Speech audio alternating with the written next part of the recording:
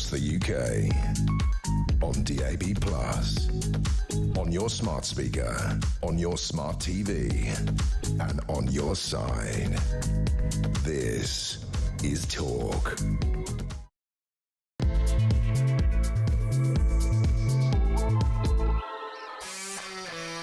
Good afternoon and welcome to Drive Time right here on Talk. I'm Kevin O'Sullivan and I'll be your host for 3 top quality hours of news, views and topical debate all the way to 7 o'clock. Get involved, get on the phone and call me on 03444991000, or you can WhatsApp voice note me on the same number and I promise to play your message out.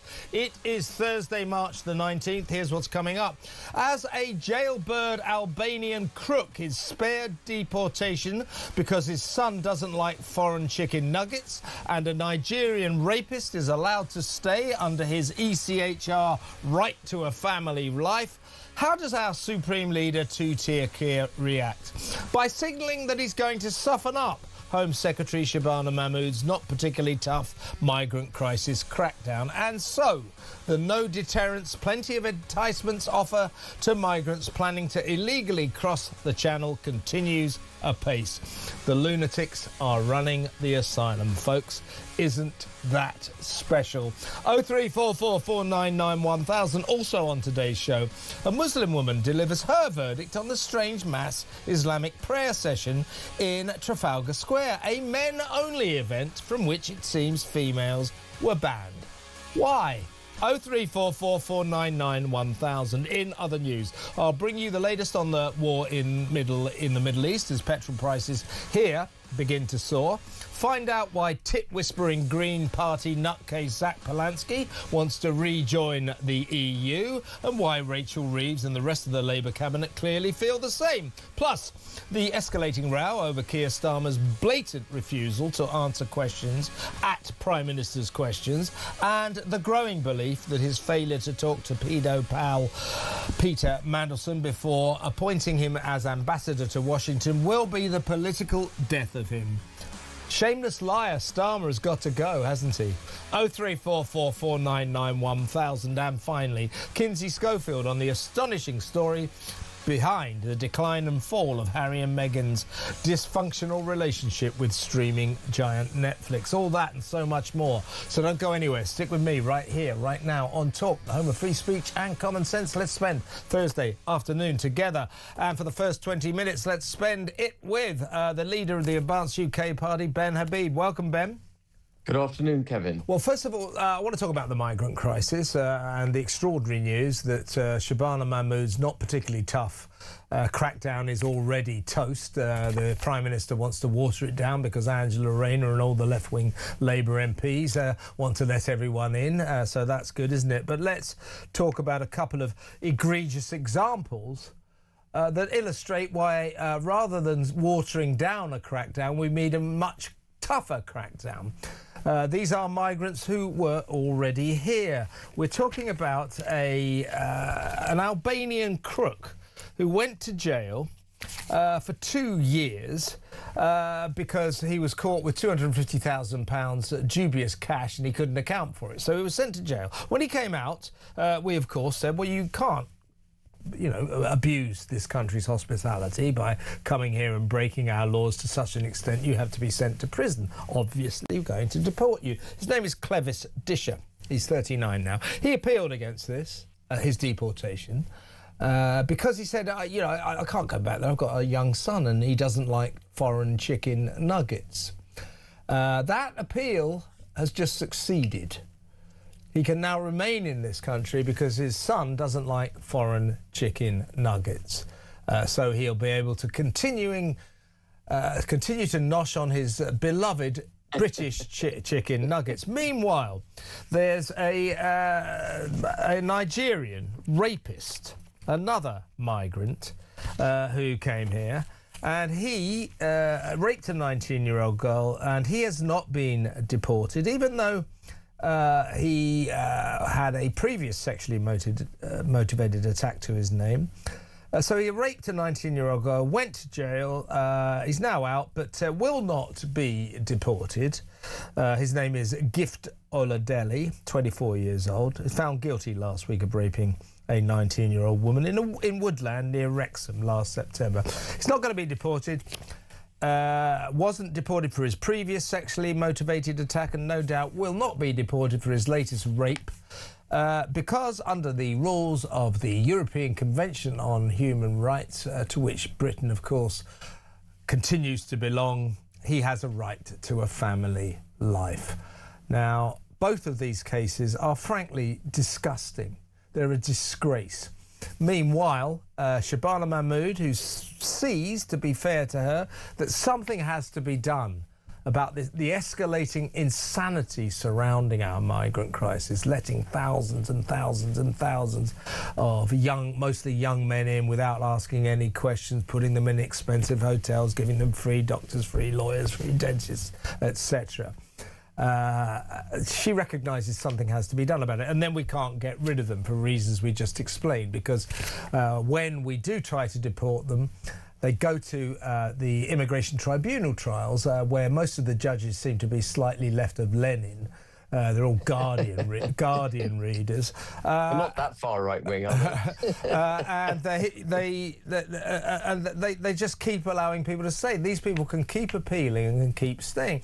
And we have judges who say, "Oh, your son doesn't like Albanian chicken nuggets. Well, why didn't you say so? Well, you can't possibly go back to Albania." Then they said it would be unduly unfair on his son to send this criminal who's done time in our jails back to his home country of Albania. So Shabana Mahmood, I don't think she's gone nearly far enough, but she recognised that something has to be done and has been announcing crackdowns, how long people can stay, how often they get their refugee status reviewed, and so on and so forth.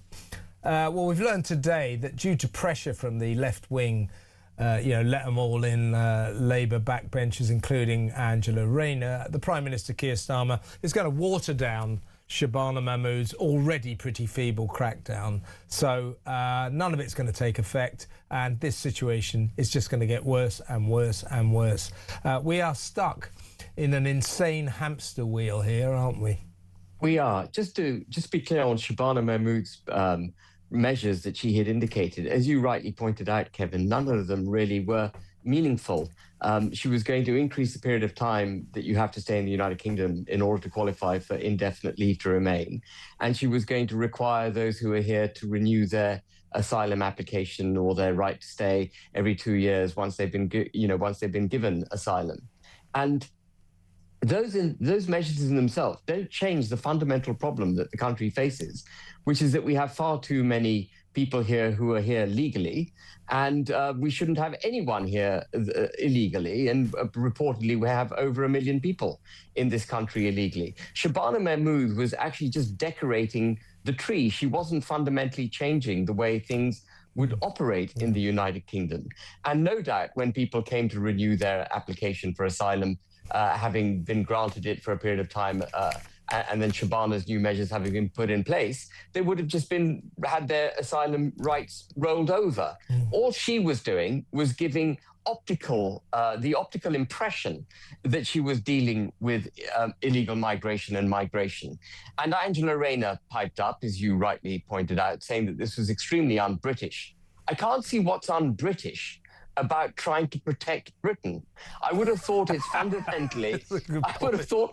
fundamentally a prerequisite to protect the people of this country.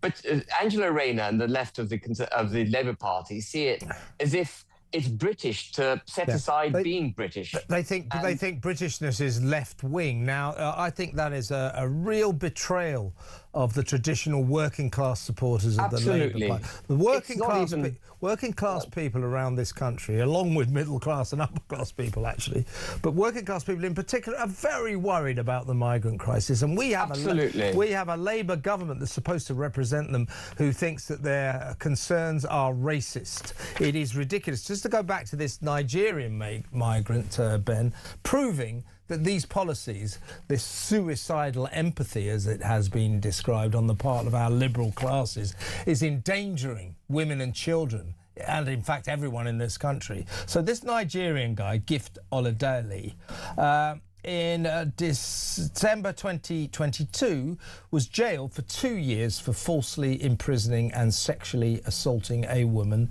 in Manchester.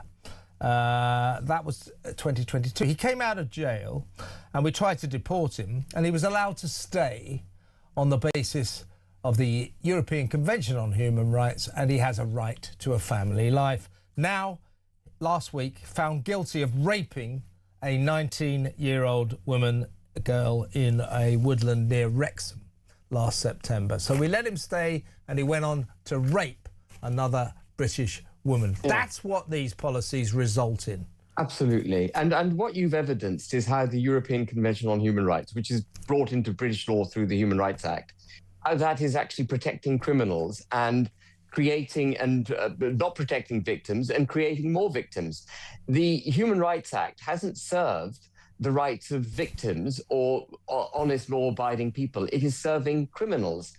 And there are two effective, I think, clauses in the convention that judges like to alight on in order to justify letting these people off the hook. The first is Article 8, which you've identified, effectively a right to family life, and they can hang anything on it from I think there was an example of an African man who raped his daughter and then appealed to stay in the country on the basis of he had a right to a family life with his daughter. And that's a good ruling. I mean, it was an unbelievable ruling, and he was allowed to stay. And then the other one is Article 3 of the European Convention on Human Rights, which gives people the right to live their lives free of torture, physical security. And judges have interpreted that to mean that they have a right to the NHS. Can you believe that? And so we have got people in this country who are guilty. They're guilty either of having entered the country illegally or having perpetrated more criminality once they're here. And then they're able to appeal to these nebulous conventions, which have no real precise definition, like the Article 3, which gives them the right to use the NHS. So they won't be deported back to their home countries, because they want to get free medical treatment. But these are interpretations, Ben, by Guardian reading immigration tribunal judges. That's the problem. That is at the heart of that our judiciary in the immigration zone is mad. Is madly, insanely left-wing. Can I just give you one other example? Yep. A family isn't defined in British law. So when you talk about family life, for example, when those Afghanis were brought to the United Kingdom from Pakistan because there'd been a data breach and there was fear for their lives in Pakistan, they were allowed to bring their families with them under Article 8 of the ECHR. And because family isn't defined in law, they were able to bring extended members of their family. Some brought 20 or more people with them. This is an absurdity. It is taking the mickey out of not just the British people out of whom the mickey's been taken for many, many years, but it's taking the mickey out of the very essence of what family means. The thing is turned into a really bad joke. It really and Shabana Mahmood, we mustn't give her any... I don't give her any credit. She's as useless as the rest of them, but at least she recognises. She did recognise, or she does recognise that something has to be done, but she's not going to be allowed to do anything, thanks to Angela Rayner and all those left-wing Labour backbenchers who seem to think that extreme far-left extremism is British. It's not. I mean, that is un-British. Every single listener right now to talk knows what the solution is. I can go through them, but every single listener knows, everyone listening right now knows the solution is shut the borders, remove all these benefits, turf them out of the hotels, detain and deport people who are here illegally. And leave the ECHR, of course. End of story. It's so simple. Exactly right. Before you go, Ben, I know you've got to leave promptly, but... this is worrying. I mean, Zach Polanski, I guess it's no particular surprise, you know, the gormless green tit whisperer. He has announced that should the Green Party win the election, he will immediately rejoin the EU, which isn't as farcical as you may think, because the way things are going, unless we're careful, the Green Party may have a stake in some mad mosaic left-wing coalition that could well be our next government. Zach Polanski may well end up having a say in policy. So he wants to rejoin the EU. Something to worry about, but something more to worry about is, clearly so does Rachel Reeves, who has admitted she wishes that Brexit has never happened, as she begins a new drive to bring the UK closer to Brussels. And you know that every single member of the Labour cabinet, including the Prime Minister, feel the same, because every single one of them voted to remain. Every single one. And they wanted a second referendum. So we have our body politic increasingly is moving towards us rejoining the EU and disavowing, betraying the democratic vote of the people in 2016. It's disgraceful. Well, that democratic mandate from 2016 was never really fulfilled. We never left the EU. And what we haven't done, we left their institutions, but we've been enmeshed in their regulatory framework, including leaving Northern Ireland behind. And our political class has been in opposition and in contempt of the British people ever since they gave them that voice in 2016 on this very critical issue, whether or not we can be Britain making laws for ourselves and for the betterment of our country, or whether we're going to be dancing to the tune of foreign entities, globalism in other words. Keir Starmer is a globalist. He said, just to remind talk listeners, he said when he thought he was off camera in September 2023 that if he was ever Prime Minister, he would take us so closely into alignment with the EU that it wouldn't matter whether or not we were in. We would effectively be in. And that's what they're doing through this youth movement scheme, through bringing students from Europe into the United Kingdom, through the carbon taxing system of Europe that we're adopting, through sanitary and phytosanitary regulations that we're adopting. He's taking us closer, but let's not forget our military, which is going to be handed over to Brussels as well under the European our military, such as it is. Here's to HMS Dragon, which we gather is sort of stop for a sightseeing tour of Gibraltar. It's been there for a couple of days, apparently, as it edges towards the war zone. Great stuff. Ben, really good to talk to you. Always a pleasure. Thank you so much. Ben Habib there, leader of Advance UK. Next up, I'm going to talk to a Muslim woman, and I'm going to ask her that strange mass Muslim prayer session in Trafalgar Square a couple of days ago. Why were there no women there? Thousands of Muslims all praying en masse, including Sadiq Khan, but all men. Why no women? We'll talk about that next. Before we go to break, though, competition time. We are giving you the chance to win 2 hospitality tickets to the British Grand Prix on Sunday, the 5th of July, with full Racing Green trackside experience. This is the ultimate setup for race day. You'll get exclusive grandstand seats at the Loop and Village corners, plus inner track access to watch the drivers arriving at the paddock, access to the hospitality shuttle bus for easy on-site transport, racing simulators and live music between sessions, all-day street food and an open bar. Listen up to find out how you could be in with a chance to win. For your chance to win, text TALK to 83338. Text costs £2.50 plus your standard network rate. Or call 0343 418 7260. Lines close 20th of March 2026 at 4 p.m. That's when you need to answer your phone if it rings. 18 plus UK residents only. This is a network promotion. Full T's and C's at talk.tv/win. So for your chance to win, text TALK to 83338 now.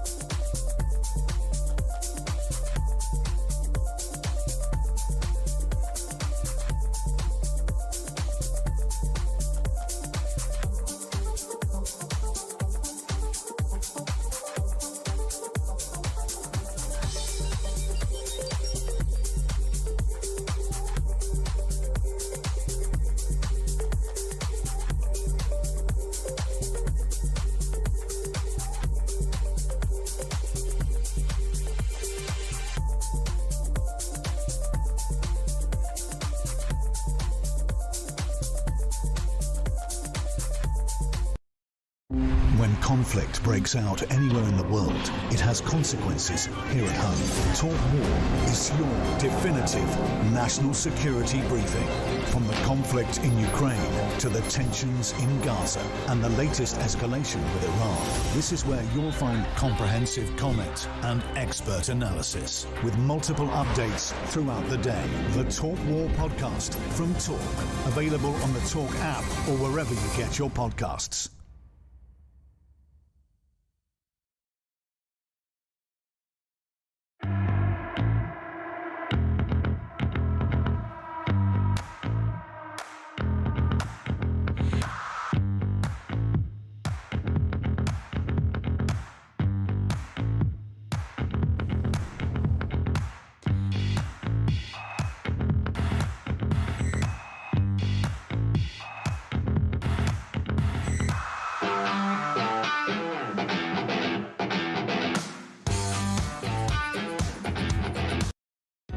Across the UK, on DAB+, on your smart speaker, on your smart TV, and on your side.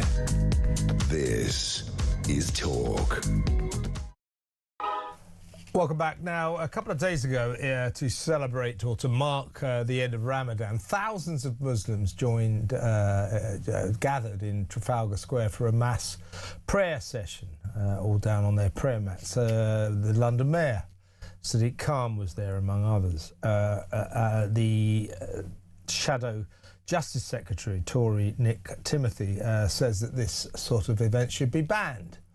Other Muslim guests saying, well, you know, you have Easter ceremonies. Yeah, we celebrate Easter, or Christians celebrate Easter in those places called churches. We don't go to Trafalgar Square. So the question is why didn't Muslims, these thousands of Muslims, mark the end of Ramadan in their mosques? Kind of strange. Nick Timothy said it was a clear act of religious aggression, an act of dominance. You know, this is our turf now.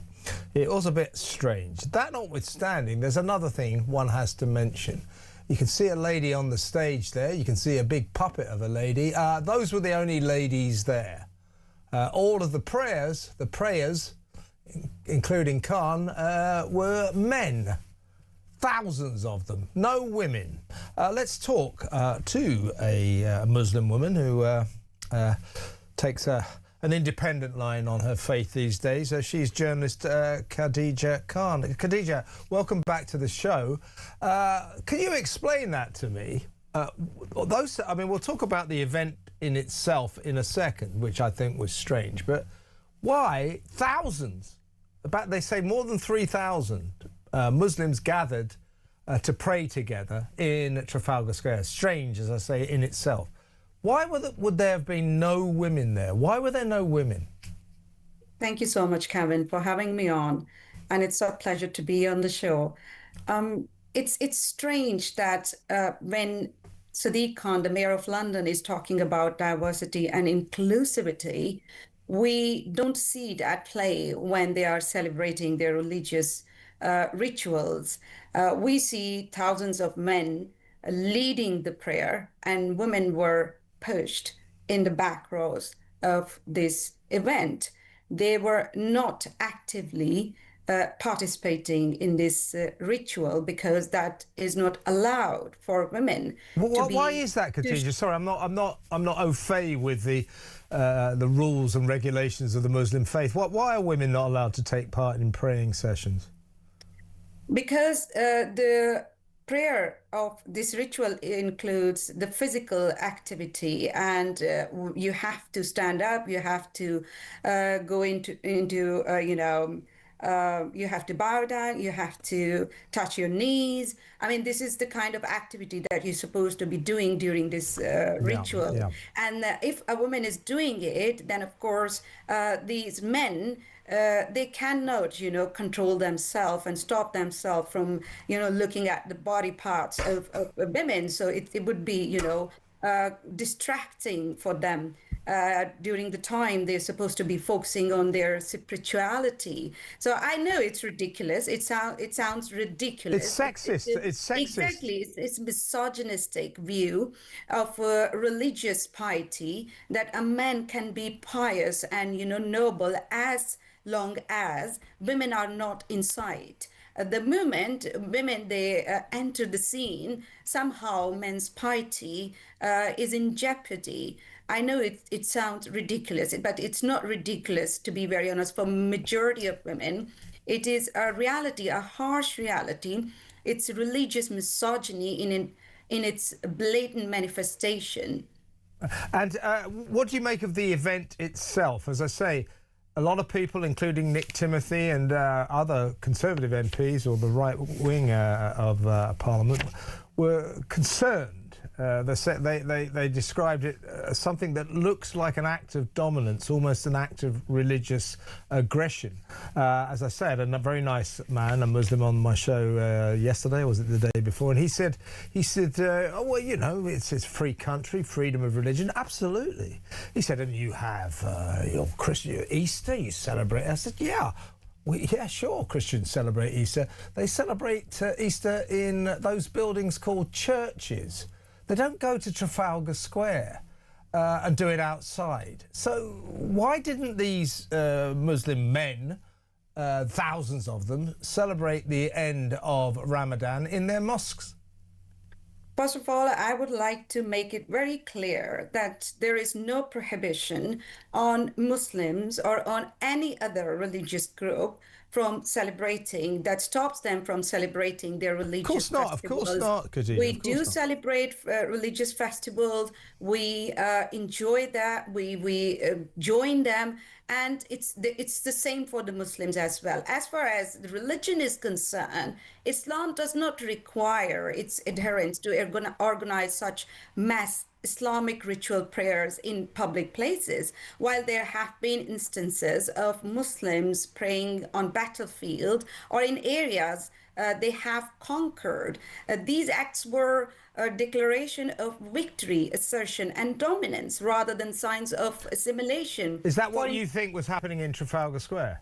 I mean, there is a historical context. You cannot deny that. For instance, following the Islamic victory over the Jewish tribes at Khyber, Muhammad and his followers offered prayers to declare their victory and caused fear over the hearts of those subjugated. So that there is this historical context. And you don't see Muslims, organizing such mass prayers, ritual Islamic prayers, in Muslim majority countries, not in UAE, not in the birthplace of Islam, we've heard Saudi Arabia. You don't see it there. So what's the point of doing here in this country that is a secular, largely secular democratic, society? So you think, I'm sorry to keep interrupting you, Khadija, but I haven't got much time. Do you agree with Nick Timothy then that at least we need to talk about this? He says that such mass demonstrations of religious power in places like Trafalgar Square should be banned.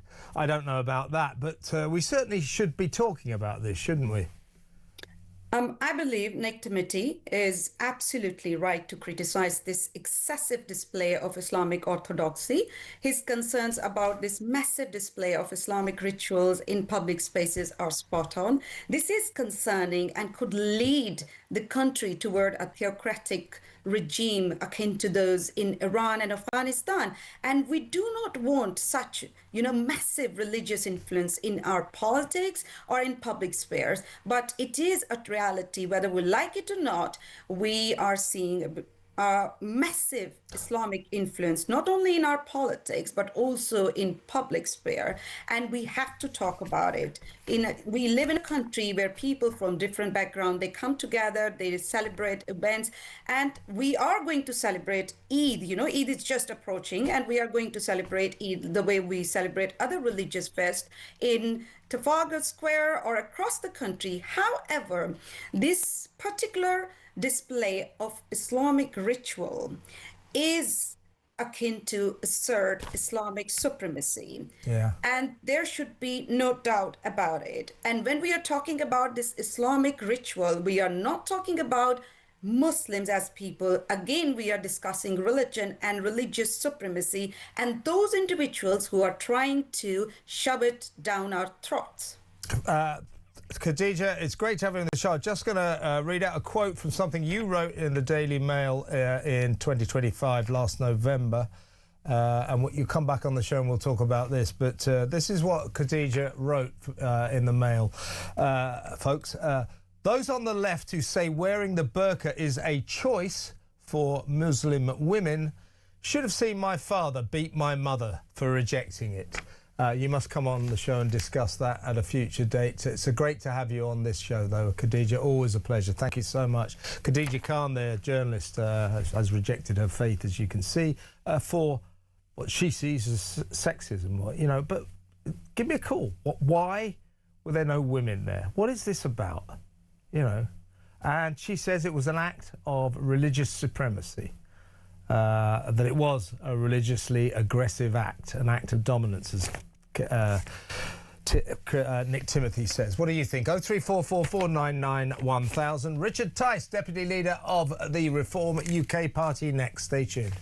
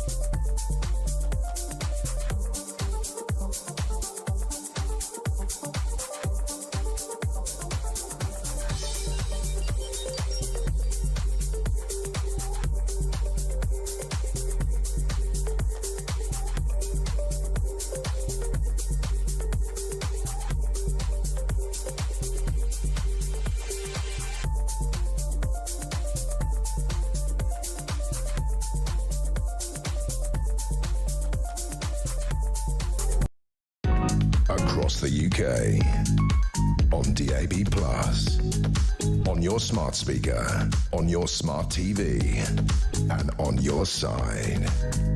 This is Talk. Welcome back. Let's go straight over to the Deputy Leader of the Reform UK Party, the MP for Boston and Skegness.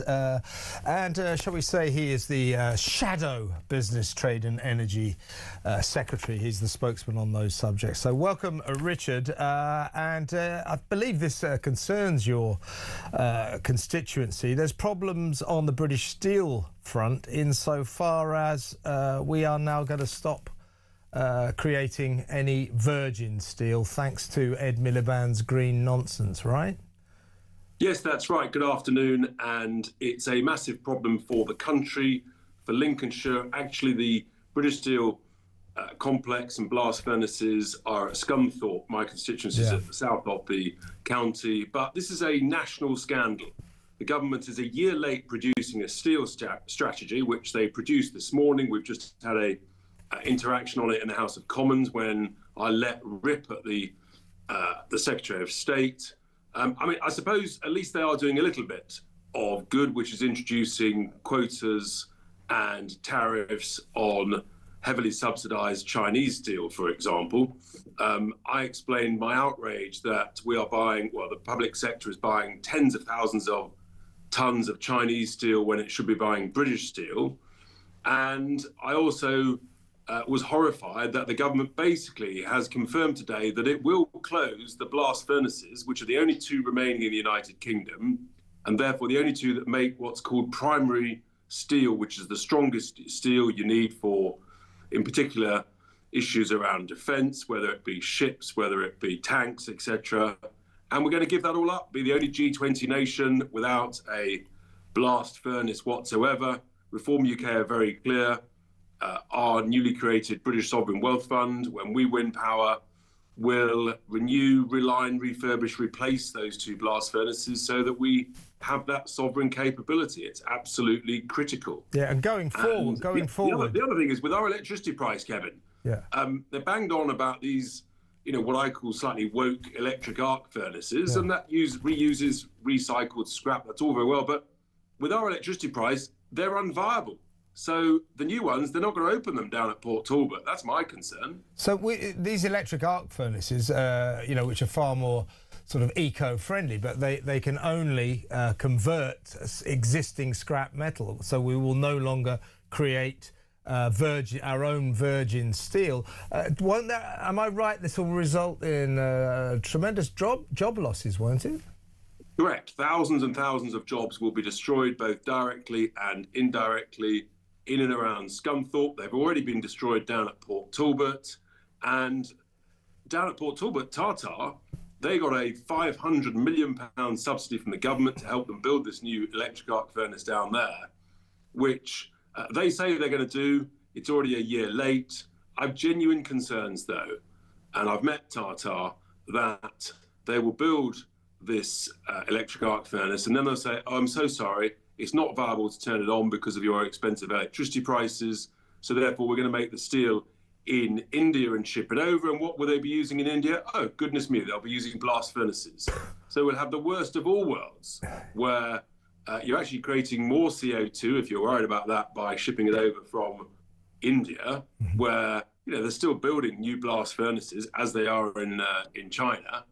And all our jobs have been destroyed and our money's disappearing overseas. I mean, it is industrial lunacy. And it's all because, Kevin, of the Labour Party's and the Tory Party's obsession with net stupid zero. That's why. Absolutely. It's getting more and more worrying that. I'm going to be talking about the migrant crisis in just a little while, so I'll spare you that one. Can I ask you, what was your take on what we saw in Trafalgar Square a couple of days ago, this mass praying session by thousands, more than 3,000 Muslims, open air on their prayer mats? Sadiq Khan, the London mayor, was there. Nick Timothy, the shadow Justice Secretary, says he saw it as an act of religious dominance, a kind of act of religious aggression. I had a Muslim man on my show yesterday. He said, well, you celebrate Easter in Trafalgar Square. I said, no, we don't. We celebrate Easter in those buildings called churches. Why didn't these guys, no women there, by the way, why didn't these guys celebrate the end of Ramadan in mosques? What was your feeling about that? Do you agree with Nick Timothy? At the very least, we need to talk about this. He says that such demonstrations of religious power should be banned. But what is your take on that, Richard? Nick Timothy is bang on the money. I retweeted his tweet, and it is essentially, and my tweet said, religious worship should be conducted in the place of worship for that particular religion. In the UK, we are based around the Christian faith. So we worship in churches. We don't have Easter ceremonies down on Whitehall, as we saw actually on a previous religious prayer by those practicing Islam. They should practice that in the mosque in the usual way, in the same way that the wonderful Jewish community enjoy their faith in synagogues. I think it is an act of, it's also just quite intimidating. Yeah. And, we celebrate the fact that women and men are equal in this country, and yet there were no women in that event. No, I mean, it wasn't inclusive. That in itself is just, that's not how we do things. That's not the British way. Okay. And I tell you where this is going. This act of domination will grow in size and scale, and we have to put a stop to it. It's just not what we do in this country, and we have to say enough is enough. Enjoy your worship, wonderful, in your place of worship. That's great, but please don't create a sort of a sense of domination at a sort of nicest word in our public places. Yeah, I think a lot of people were disturbed by what they saw. I can't let you go without talking about the big story of the day. Reform UK MP Sarah Poshin said, this has gone viral, of course, that she wanted to wear a tartan burqa at Reform's Scottish election launch, but says apparently I was not allowed. Of course, Sarah, a very vocal opponent of the burqa.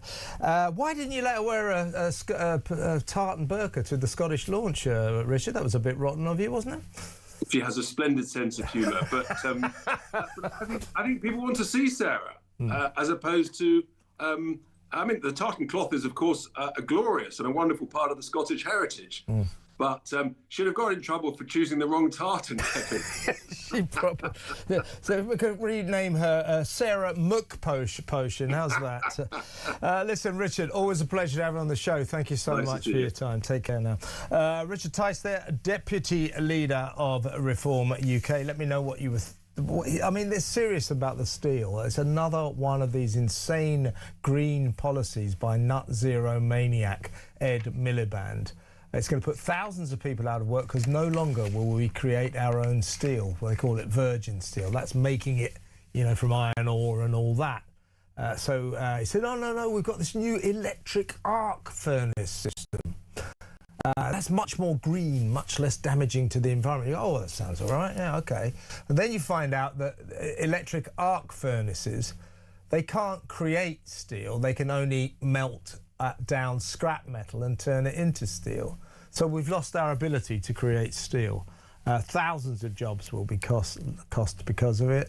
Already, they're talking about hundreds of thousands of jobs being lost because of his decision to close down North Sea oil and gas exploration and drilling. I mean, how much more damage is this guy going to do to this nation?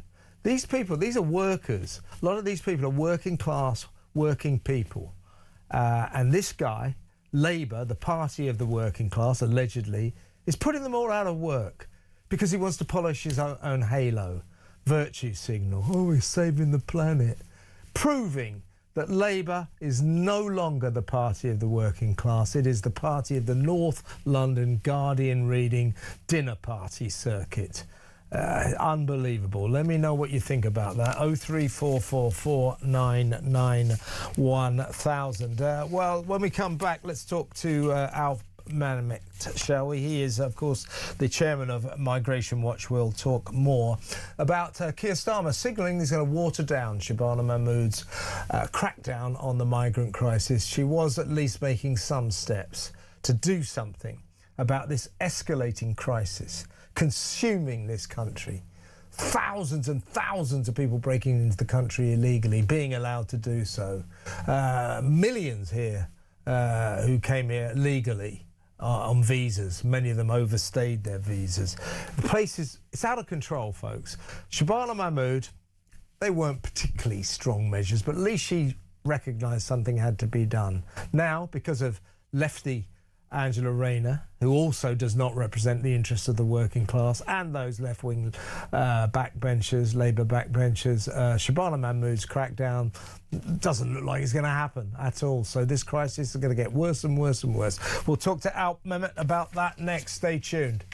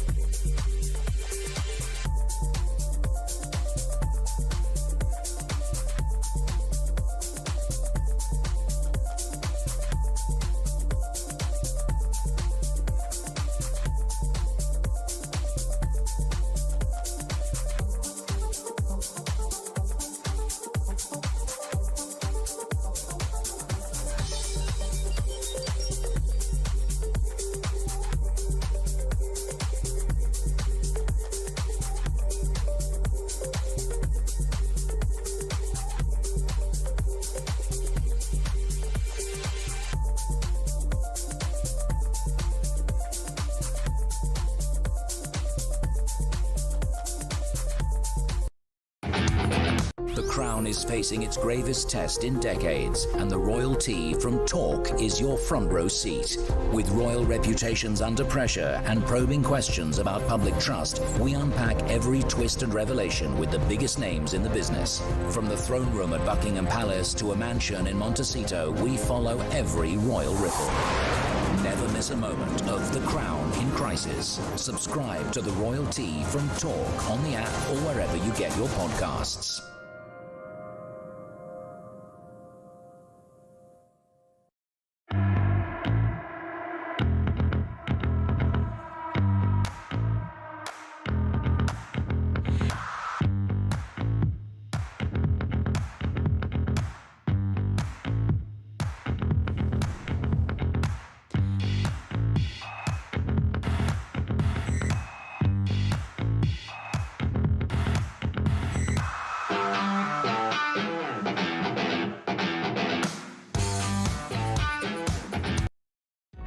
Across the UK, on DAB+, on your smart speaker, on your smart TV, and on your side.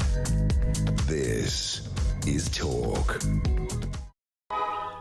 After the 5 o'clock news, we're going to talk to Philip T. Rieker. He's a former US ambassador to Britain here, former US diplomat too, who served as Assistant Secretary of State from 2019 to 2021. Big noise in Washington. We'll get his take on what the hell is going on in the Middle East. Petrol prices already starting to soar. We're going to start feeling this hard soon, folks. And that war ain't going anywhere fast, is it? It is escalating alarmingly with Iran attacking massive oil and gas fields, Donald Trump threatening to massively blow up what they call the South Pars oil and gas field, which is the biggest in the world. And if he blows that up, that will be to punish Iran. It's part owned by Iran and Qatar, but if Donald Trump blows that up, your petrol prices are just going to be astronomical, your fuel, your energy prices. So it's not going anywhere, but we need to get the view from America about what's happening. So that after the 5 o'clock news. But first of all, let's talk about the migrant crisis, which looks doomed, I should say, to get worse and worse and worse, because the relatively minor crackdowns being proposed by the Home Secretary Shabana Mahmood now look as if they just won't happen, because people like Angela Rayner and left-wing Labour MPs think that cracking down on illegal people coming here unlawfully is un-British. I don't know where they get that from. Anyway, let's talk to Chairman of Migration Watch UK, Alp Mehmet. Alp, not good news. No, but I can't say that I'm shocked, Kevin. In fact, I think when we last spoke, I said that these are very good first steps. And all credit to Shabana Mahmood for having the courage to bring them forward. However, it all depended on whether her backbenchers, and indeed if the Prime Minister was prepared to back her. And clearly, neither is prepared to say, yes, we will do this. It's awful, really, because all it does is just confirm in people's minds that this crisis is going to get worse and worse, and it's going to cost a great deal more. Let's not forget that the reason why she was doing this wasn't to stop or constrain the numbers coming over. It was essentially to prevent people from coming here and after 5 years having access to benefits and the rest of it, and extending that to 10 years. So it was never going to discourage anyone from coming, legally or illegally, frankly, but nevertheless, it was going to make a stab at keeping costs down. And that's what's awful about it. Yeah, and lest we make the unfair mistake of just exclusively pointing the finger at Labour. Labour have made this problem worse, but it is a problem that was caused by successive dreadful Tory Prime Ministers, especially Boris Johnson. We're talking about the notorious Boris Wave, where he let in millions of legal migrants after 2021, which means that this year, after 5 years, they'll become eligible for full benefits. And what Shabana Mahmood wanted to do was to extend that. Sorry to interrupt, Kevin, but on that, I think that we've run away with the idea, or with the idea seems to have become embedded that after 5 years you automatically get indefinite leave to remain. Well, it may be that that's what the Home Office is doing, but that shouldn't happen. After 5 years, you then have the opportunity to apply for indefinite leave. It shouldn't be automatic. And there's example after example of people, frankly, who we shouldn't be allowing to stay on after 5 years.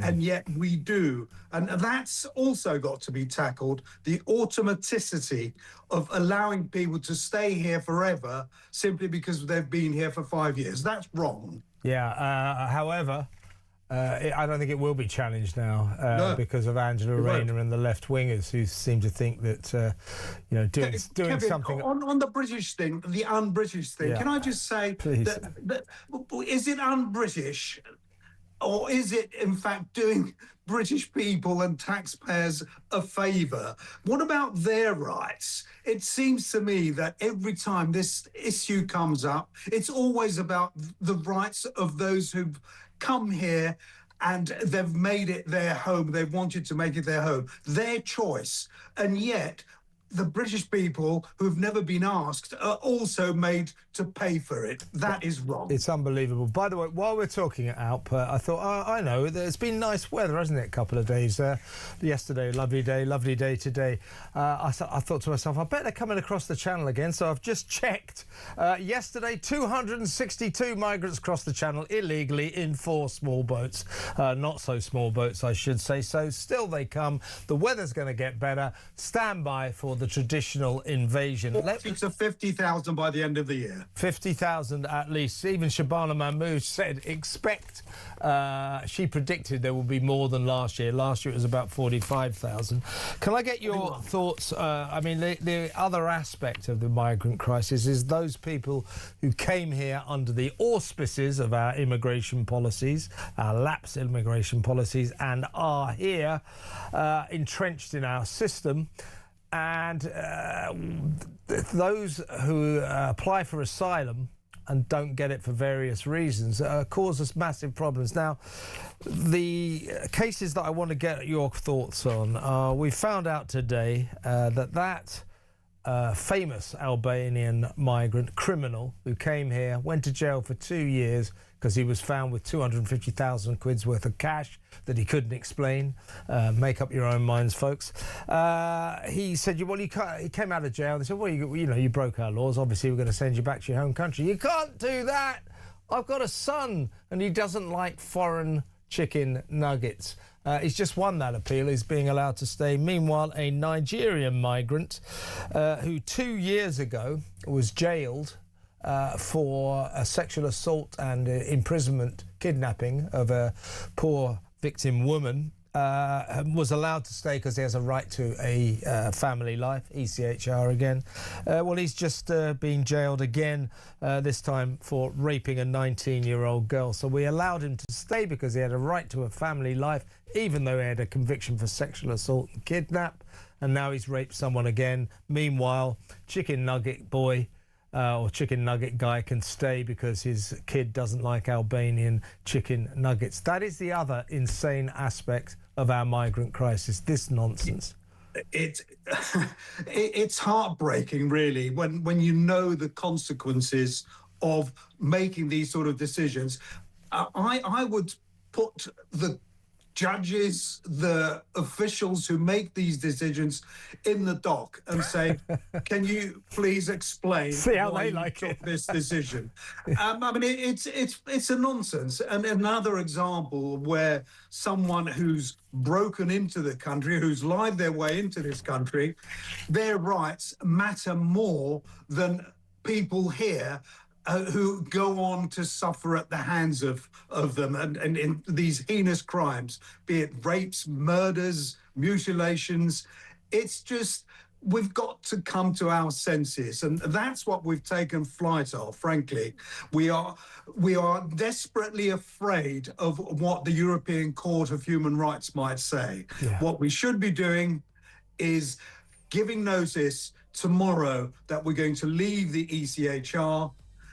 In 6 months' time, we'll be out. Yeah. If we didn't have that to answer to, then we could make some decisions like removing. Exactly right, Al. But of course, don't forget that the reason that paedophiles, rapists, serious violent criminals are allowed to stay is because of the ECHR, which grants them a right to a family life. We are locked in a hamster wheel of deranged insanity, if you ask me. Alp, fantastic to talk to you as always. Alp Mehmet there, Chairman of Migration Watch UK. What do you think about what he was saying? 0344 499 1000. We're going to talk about America and the Middle East next, so stick around after the news. Be back then.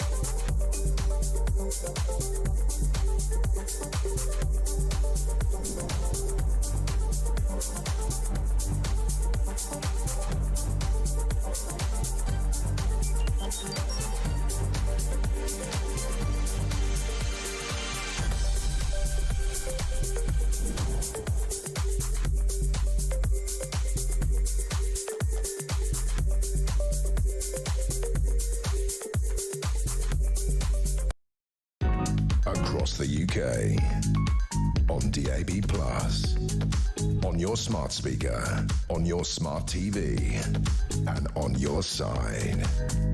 This is Talk.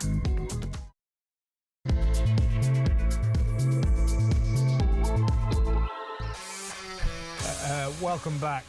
In a little while, we've got a lot going on this hour. We're going to talk to Rear Admiral Chris Parry about Britain's contribution to the escalating conflict in the Middle East. That boat, HMS Dragon, which took about 8 days to finally leave Portsmouth, was last seen just sort of hanging around in Gibraltar.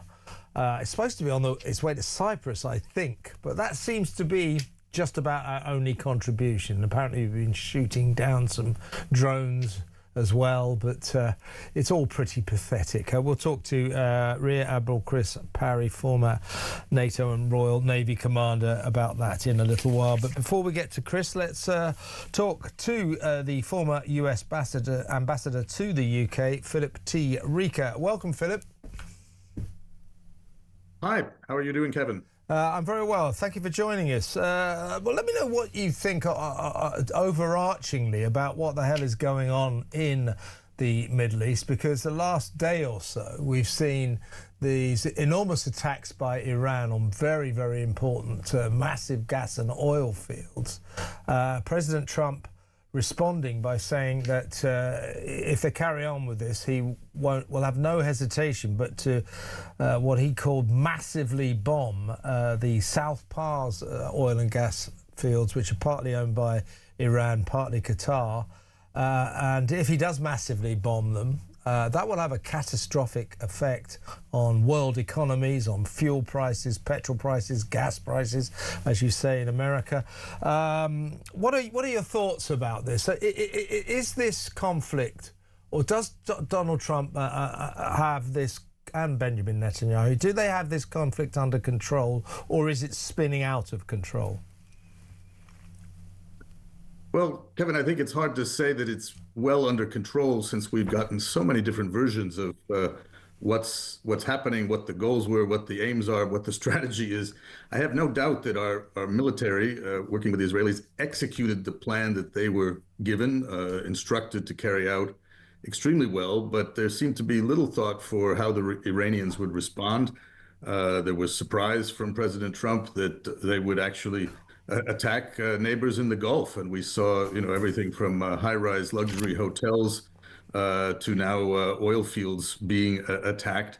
The regime has not disappeared. The people of Iran have not been able to rise up and take their destiny, as the president described at one point.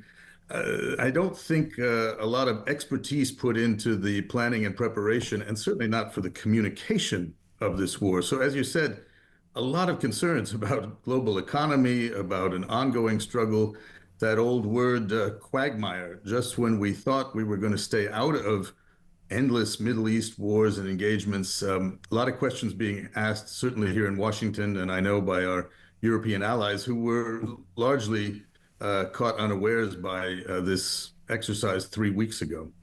And is it your feeling? I'm usually a supporter of Donald Trump. I'm quite a fan of his, generally speaking. I mean, he's Donald Trump, but I like the gist of him, basically. However, I'm not convinced about what's going on with this war. I'm not convinced that he actually planned for the Strait of Hormuz, which is now blockaded. It used to have 20% of the oil shipped through that narrow 25-mile channel. 20% of America's oil goes through there as well. That is now down to a trickle because the Iranians have blockaded that. When Pete Hegseth was quizzed on this last week and said, well, did you make any plans for the Strait of Hormuz? He got very, very shirty. Well, of course we did. Don't be so ridiculous. Well, I've got to say, Philip, it doesn't look as if they did make any plans. It looks as if somehow or other they thought that maybe killing a couple of ayatollahs, cutting off the head of the snake, would result in the entire regime collapsing, regime change. Bob's your uncle, the war is won. It has proved not to be so simple, and it looks to me as if they didn't make plans for the Strait of Hormuz. I think it looks that way, Kevin, to a lot of people. There was little planning. There was little communication. I mean, I go back to the days when I was a spokesman at the State Department leading up to the war in Iraq. The attack, in fact, we just marked the 23rd anniversary of the day that President George W. Bush at that time announced that we were going into Iraq. We spent 2.5 years in the time after 9/11 planning, communicating, bringing on board, frankly, a population here that was skeptical, but there was about 70+% support for the president's action at that point. This had no preparation in terms of communications, a lot of different sayings coming out of various parts of the government and from the president himself, Donald Trump, bouncing from one justification to another. I think we're seeing what's happened over the last 15 months is a hollowing out of the expertise across the U.S. government, sort of a disdain for allies or engaging them. Certainly some of the things that President Trump has said about our allies has not gone down well. And then you see him asking for their engagement, where they have to look to their governments, their best interest, their public for support. So it is a little bit of a rocky time here. And as you said, you can support the general goals and some of the policy ideals that have been set out by the president, but the execution is a little questionable. And certainly that debate and discussion is happening here, both in our Congress and across the public. Yeah, I wanted to ask you about that, Philip. The MAGA response to Donald Trump's assault on Iran with Israel, of course, they are all saying, well, hang on a second, weren't you the guy who told us no foreign wars, America first, we're not going to go around the world changing regimes, but you're doing exactly that. And you're seeing the leaders of his fan group, people like Tucker Carlson and Megyn Kelly, coming out four square against all of this, and the MAGA support is declining. This is going to be bad for him in the midterms, isn't it? What are you sensing that Americans are feeling about what Donald Trump is doing in the Middle East? Well, again, Americans are focused primarily on the economy. Inflation is up. Gas prices, petrol prices, as you would say, have skyrocketed. I just filled up the tank yesterday, and 80 cents more than it was 3 weeks ago. So per gallon. So that is the biggest thing, and that, of course, if it continues, will definitely affect the primaries. You're seeing a lot of concern about that in the Republican majorities in the House and Senate, as they face, real unrest about this and a variety of other things. So a bit of splitting there in some of the base, I think, which is also new. And this discussion is going to go on, but I think there is a real lack of confidence that this has been well handled and that we really know what's happening there, or that a lot of thought was put into the potential consequences and how to mitigate them. Philip, what's your take? I mean, I agree with you. It was a kind of a strange policy. It did, to me, indicate that there hadn't been much planning about the Strait of Hormuz, insofar as all of a sudden, Donald Trump, after insulting all the European countries for not helping him, all of a sudden, please, please, please send your ships. We need you to help us unblock the Strait of Hormuz. I think most EU nations, I'm no big fan of EU nations. I'm no big fan of our current government here in Britain, Keir Starmer and the gang. But Donald Trump has spent the last 3 weeks insulting them, and then all of a sudden turned around and said, I need your help. He can't have been that surprised when everybody turned around and said, shove your help where the sun don't shine. Well, I think, the alliance remains strong. And I know at the intelligence sharing level, what we do as Five Eyes, what we do in NATO in terms of planning, looking at the capabilities, that continues on. And I'm quite confident in that, despite the real frustrations and challenges. Before these criticisms that the president levied against NATO allies and Europeans, he had a few weeks before that criticized really contemptuously British soldiers and other European soldiers who fought with us in Iraq and Afghanistan. To me, that was just really hard to understand, having served in Baghdad, having known how closely we were shoulder to shoulder, and the losses that countries like the United Kingdom, like Denmark, took in that conflagration, when in fact NATO was coming in and allies came together to support the United States in that effort. So the communication, the sort of reality show that we see going on is having its effect.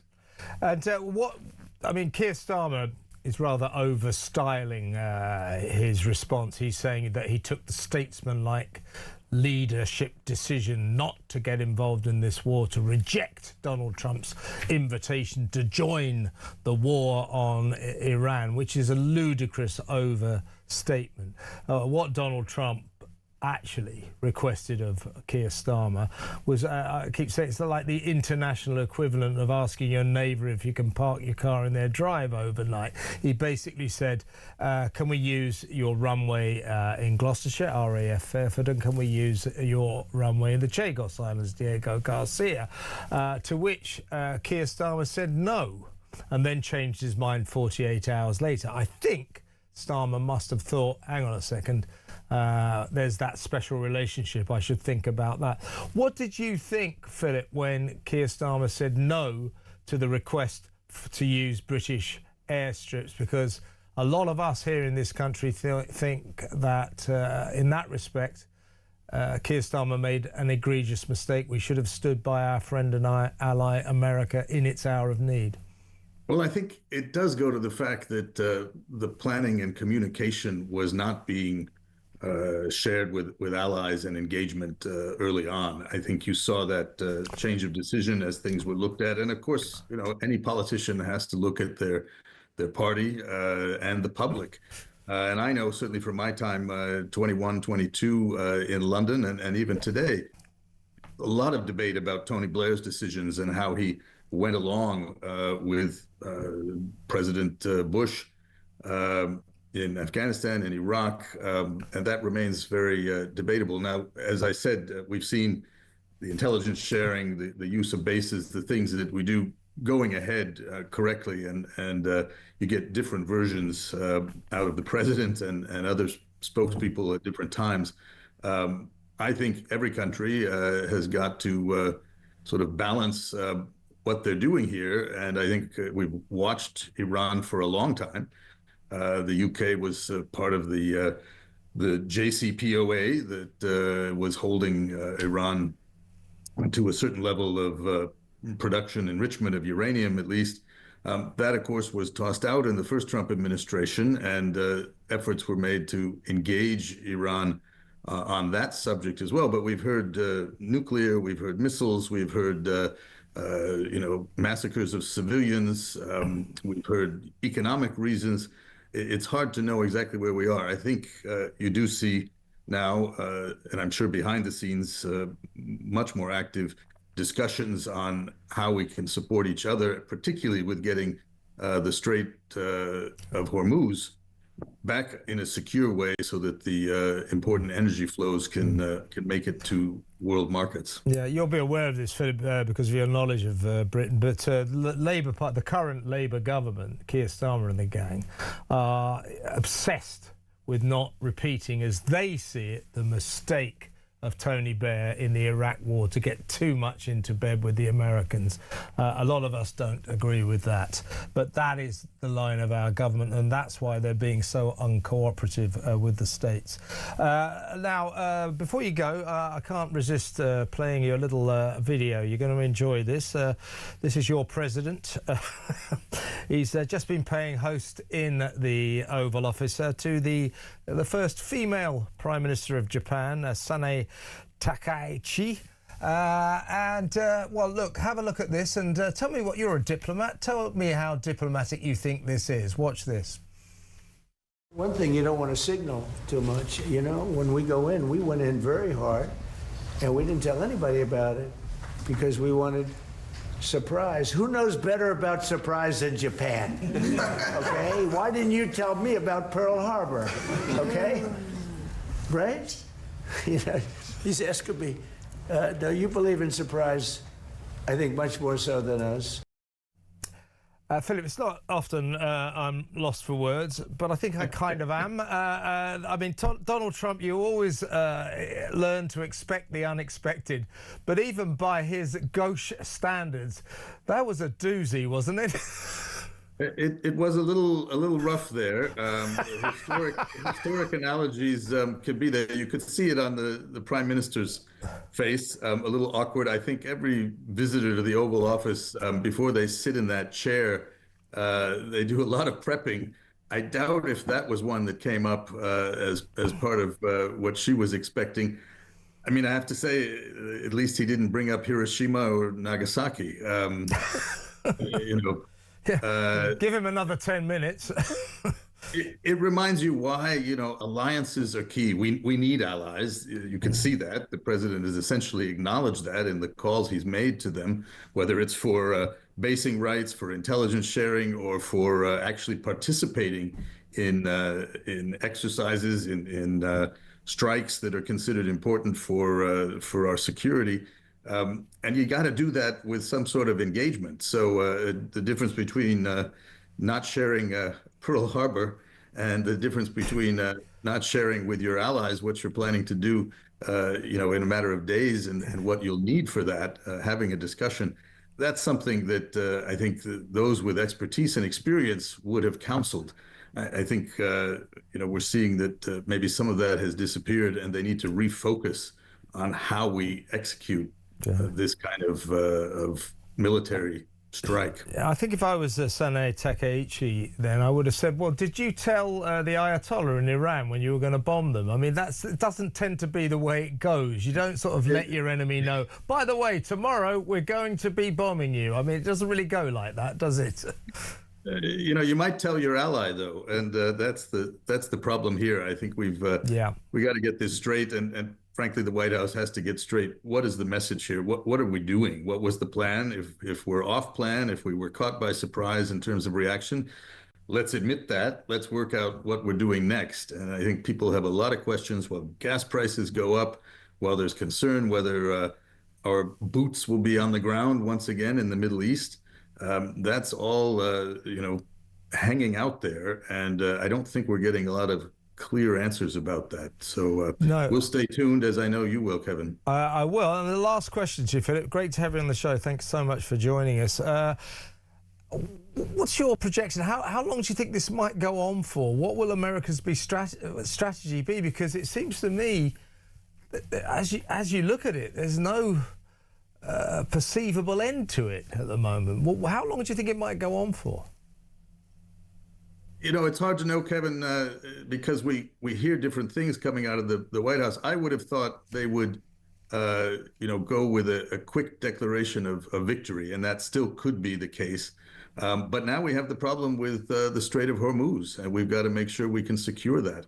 So this could be a matter of weeks, or does it turn into something that goes on for months, or as we saw in Iraq, even years? Yeah, I think there's a suspicion that Trump and Hegseth and his troops all thought that they could do a Venezuela here, just knock out the Ayatollah, put someone else in, and hey, Iran is ours.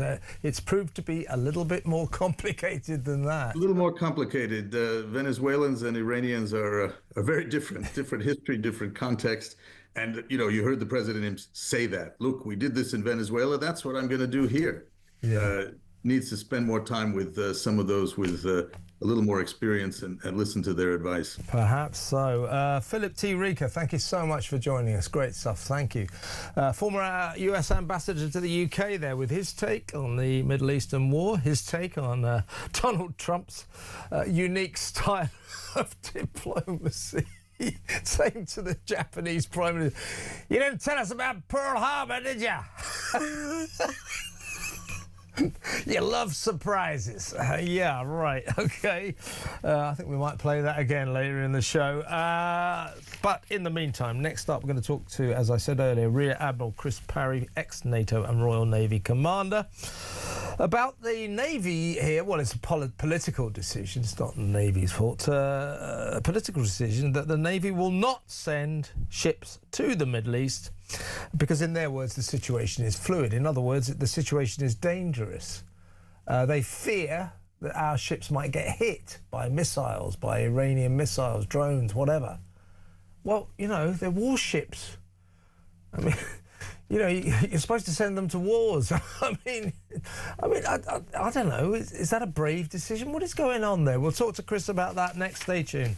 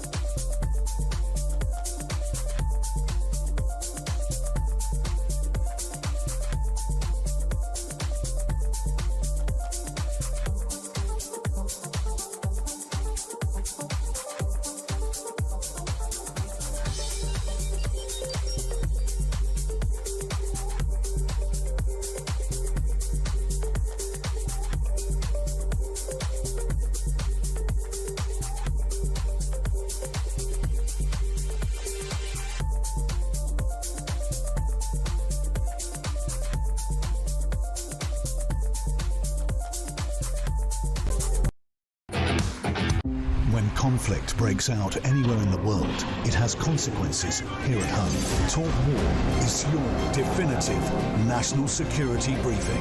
From the conflict in Ukraine to the tensions in Gaza and the latest escalation with Iran, this is where you'll find comprehensive comment and expert analysis with multiple updates throughout the day. The Talk War podcast from Talk, available on the Talk app or wherever you get your podcasts.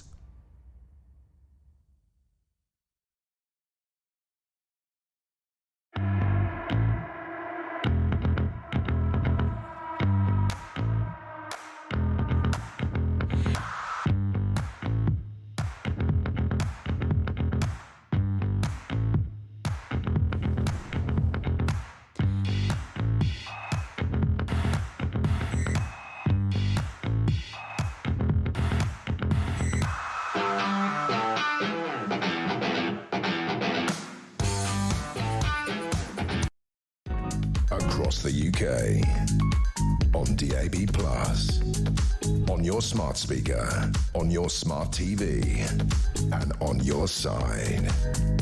This is Talk. Welcome back. Let's talk to Rear Admiral Chris Parry, ex-NATO and Royal Navy commander. Welcome, Chris. Hi, Kevin. Now, defence chiefs have apparently taken the decision not to send any British warships or indeed an aircraft carrier or any of our vessels to the war zone, to the Middle East, to the Mediterranean, anywhere near that, because they're a bit worried that if we get involved in trying to help unblock the very strategic Strait of Hormuz, that 25-mile stretch of water off the coast of Iran through which 20% of the world's oil used to be shipped until Iran blockaded it. Our defence chiefs are a bit worried if we send ships out to help that they might be attacked by Iranian missiles, including anti-ship cruise missiles, ballistic missiles and kamikaze drones. Well, I'm sure they're right, but isn't that the point of warships? I mean, if we're, you don't say, well, we're not going to send any warships, we're not going to send any soldiers or anything because they might get hurt. I mean, am I missing something here, or is this sort of slightly absurd? Well, there's no point in sending anything in harm's way unless there's a political objective that you want to achieve. And so far, I haven't heard the government enunciate any sort of strategy or plan that these warships would actually seek to fulfill. So until they actually come up with a plan, whether we're holding the Strait of Hormuz open, whether we're fending off sort of missiles and drones in support of our allies, we just don't know. Doing nothing seems to be, there are two elements to it. Doing nothing and wishful thinking seem to be the government's approach. I mean, it's a sort of, Keir Starmer is styling it like a statesman. He is displaying great leadership. He has he's decided to keep us out of this conflict. Well, first of all, staying out of this conflict is obviously impossible for virtually every Western nation. We're getting dragged into it otherwise anyway. And secondly, his approach to it is characterised by just a complete reticence to do anything. Well, it's really odd, Kevin, isn't it? Because it's rather like saying I'm not going to a party to which I wasn't invited. So, there's no virtue in that. I mean, the fact of life is what we need to do is say, look, as far as our politicians are concerned, there are two separable issues here. One is the war against Iran, and the other is the legal requirement to keep open an international strait. Now, an international strait is like the Straits of Gibraltar. It's like the entrance to the Baltic. Straits of Hormuz is no different. Everybody should be able to go through there without let or hindrance. And for the Iranians to attack anything going through there is an act of war. That's the first thing. And secondly, it's a crime against the rest of us. So all these international lawyers who are very happy to put their head above the parapet when there's something else involved don't seem to be doing so. We should be defending international law here and the international rules-based system and saying, look, we need to have a plan with our allies, those of us particularly who benefit from the oil and gas that comes out of the Gulf, and actually keeping it clear. Let's not forget, last year when the Red Sea had a similar problem from the Houthis, we had an international coalition protecting merchant shipping. It's the same in the Straits of Hormuz. We need to separate this from the issue going on between Israel, United States and Iran.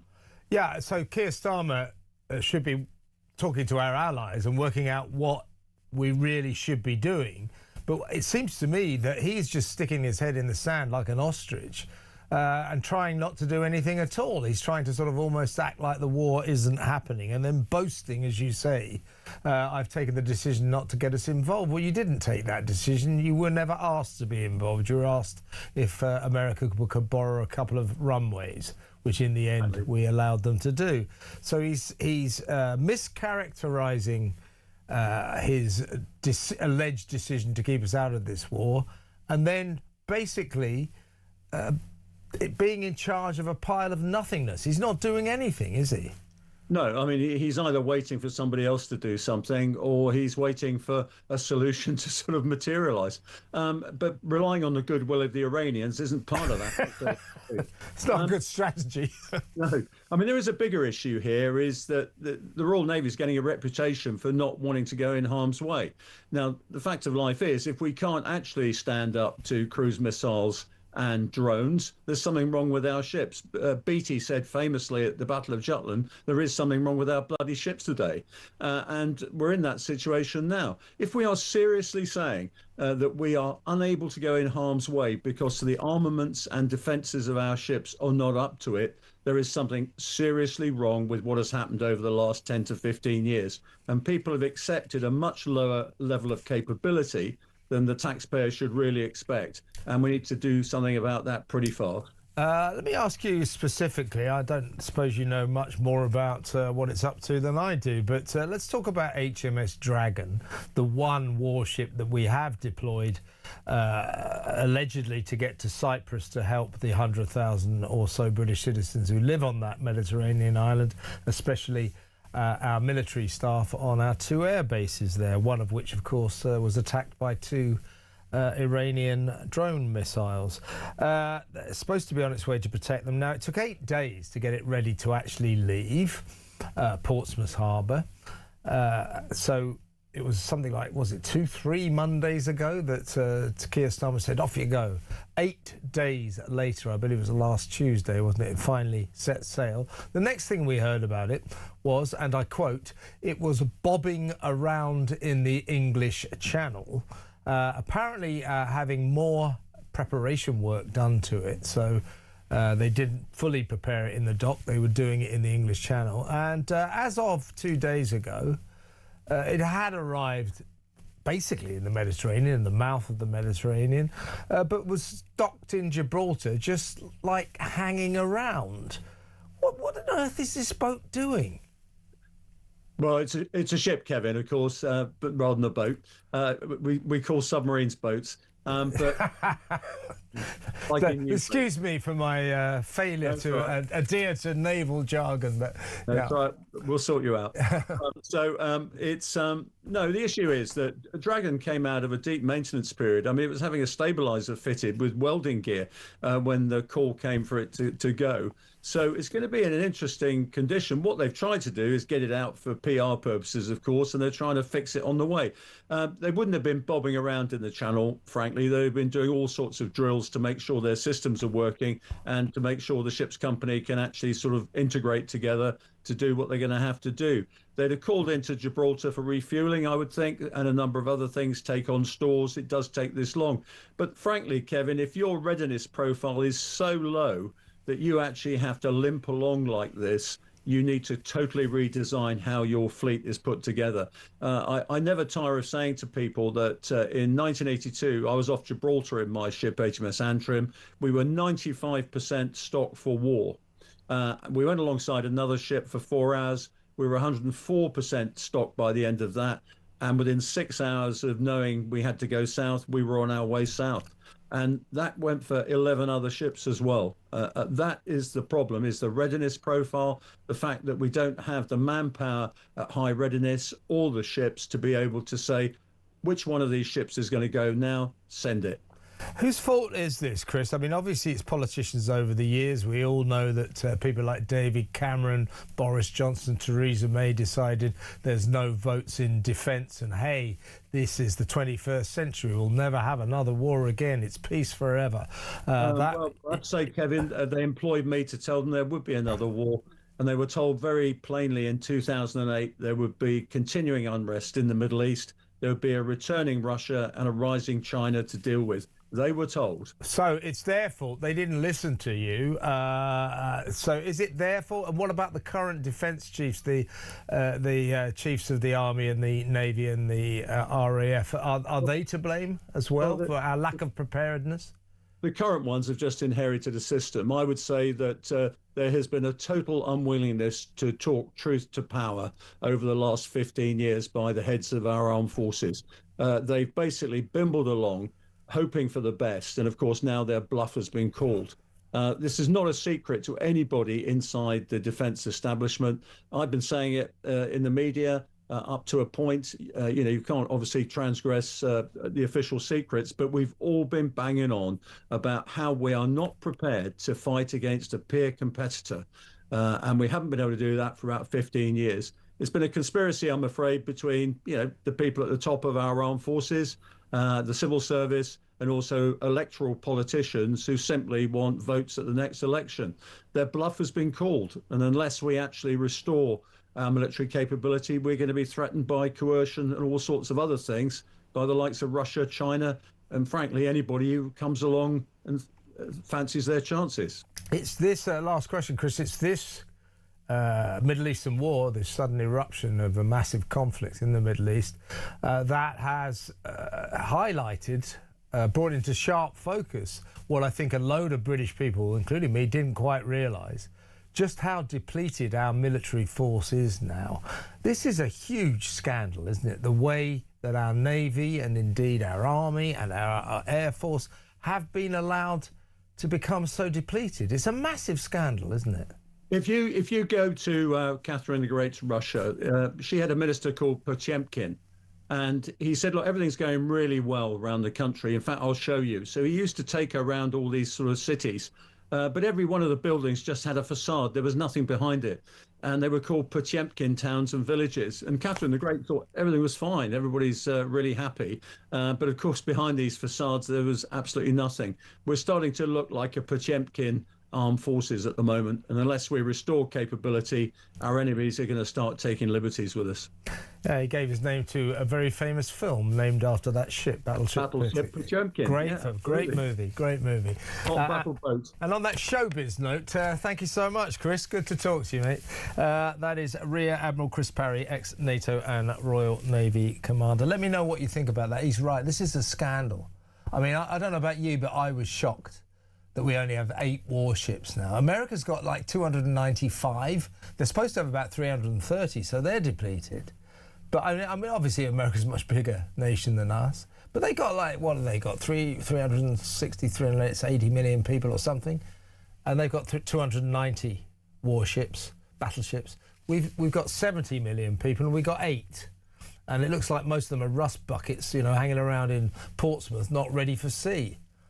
As I said earlier on another show, it used to be join the Navy, see the world. If you join the Navy now, you get to see Portsmouth Harbour and a lot of welding. That's about it. Let me know what you think about the shocking state of our depleted military defence forces. Let me know. 0344 499 1000. When we come back, we're going to talk about how Labour is betraying the working class that used to support it. The Unite Union, a massive Unite Union, has voted to stop its annual fee that it pays to the Labour Party as a gesture of support, £580,000, and is set to sever all ties with the Labour Party because it does not believe that Keir Starmer and his North London Guardian reading lawyer mates represent the interests of blue-collar Brits. We'll talk about that next. Stay tuned.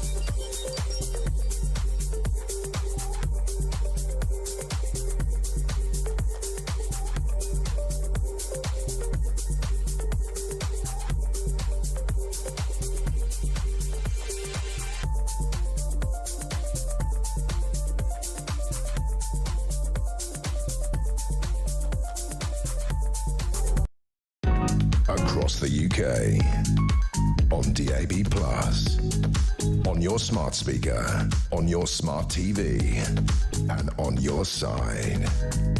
This is Talk. Welcome back. In a little while, I'll be talking to Sean Custis, head of sport at the Sun newspaper, about how well his team did, Newcastle against Barcelona last night. I'm looking forward to that. Right, before that, though, let's talk about the Unite Union, massive union. Its leader, someone called Sharon Graham, is signalling what I think a lot of working class people are feeling, and that is that Keir Starmer's Labour government, Labour administration, does not represent the interests of working class British people, blue collar Brits. Rather, it's more interested in identity politics and the issues that interest the Guardian reading classes of North London. So what Sharon has been saying is that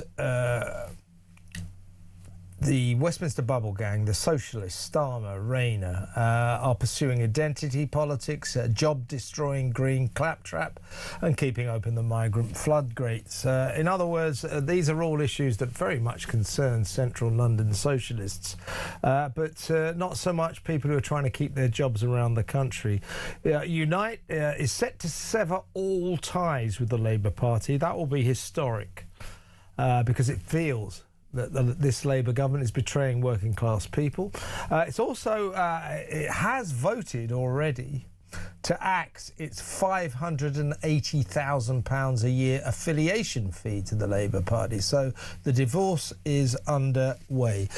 We did reach out to Unite. We'd love to talk to Sharon Graham. If you're out there, Sharon, by all means, give us a call. 03444991000. No, seriously, you're always welcome on the show because it seems to me you're talking sense. But we didn't get any response from Unite. So let's talk to Conservative peer and pollster, Lord Robert Hayward. Welcome to the show, Lord Hayward.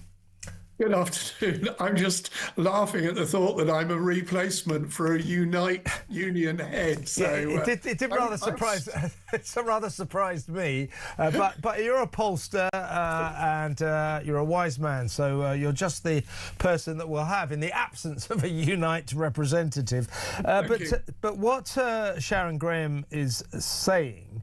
And it's pretty significant that a massive union like Unite has voted to axe its £500,000 a year affiliation fee to the Labour Party. Sharon says if we had a vote today, we would vote to sever all ties with the Labour Party. And what she's saying is, you know, Ed Miliband's green claptrap, the identity politics that the socialists in central London seem to favour, do not in any way help the working class people of this country, the blue-collar Brits. As a pollster, has she got a point? Are the working classes feeling betrayed by the party that is supposed to represent them? Oh, there's no question about it that she's right to that extent. And if you look at it in different ways, one is that the Labour leadership, the last three Labour leaders have all been white males from North London. They can walk to each other's house in 20 minutes. And therefore their experience of other parts of the country is not exactly national. And that's reflective of the sort of problem that Sharon Graham identifying. Interestingly enough, when she made her comments about severing the financial supplies, she said that she thought that Labour would be decimated at the May elections. Well, being a grammaticist, decimated means that they're losing 1 in 10. 1 in 10, yeah, that's right. I think Keir Starmer would be, and the heads of the Labour Party would be absolutely overjoyed if they only lost 1 in 10. Even though I don't do my projections normally until towards the end of April, anybody who suggested that Labour was only going to lose 1 in 10 of their seats in the Scottish Parliament, the Welsh Parliament, the councils in Sunderland and South Tyneside and parts of Yorkshire, they would be saying, oh, that's the saviour. Nobody will believe that. They believe that they're going to lose far more than that number of seats. So to that extent, she is saying, yes, the traditional areas of Labour trade union strength are leaving the Labour Party big time. Yeah, and I think that in fairness to Sharon, she was using decimated in the modern sense, which means total annihilation. Donald Trump's very fond of the word decimated. It always sticks in my craw as well.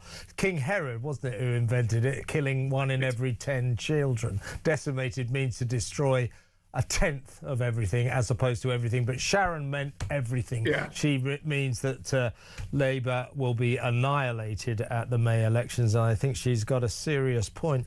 Here's one area where I think Keir Starmer's North London Guardian reading lawyer socialists do not understand the working class. And also, in fairness, this is not a North London Guardian reading socialist. This is Angela Rayner. She doesn't understand them either.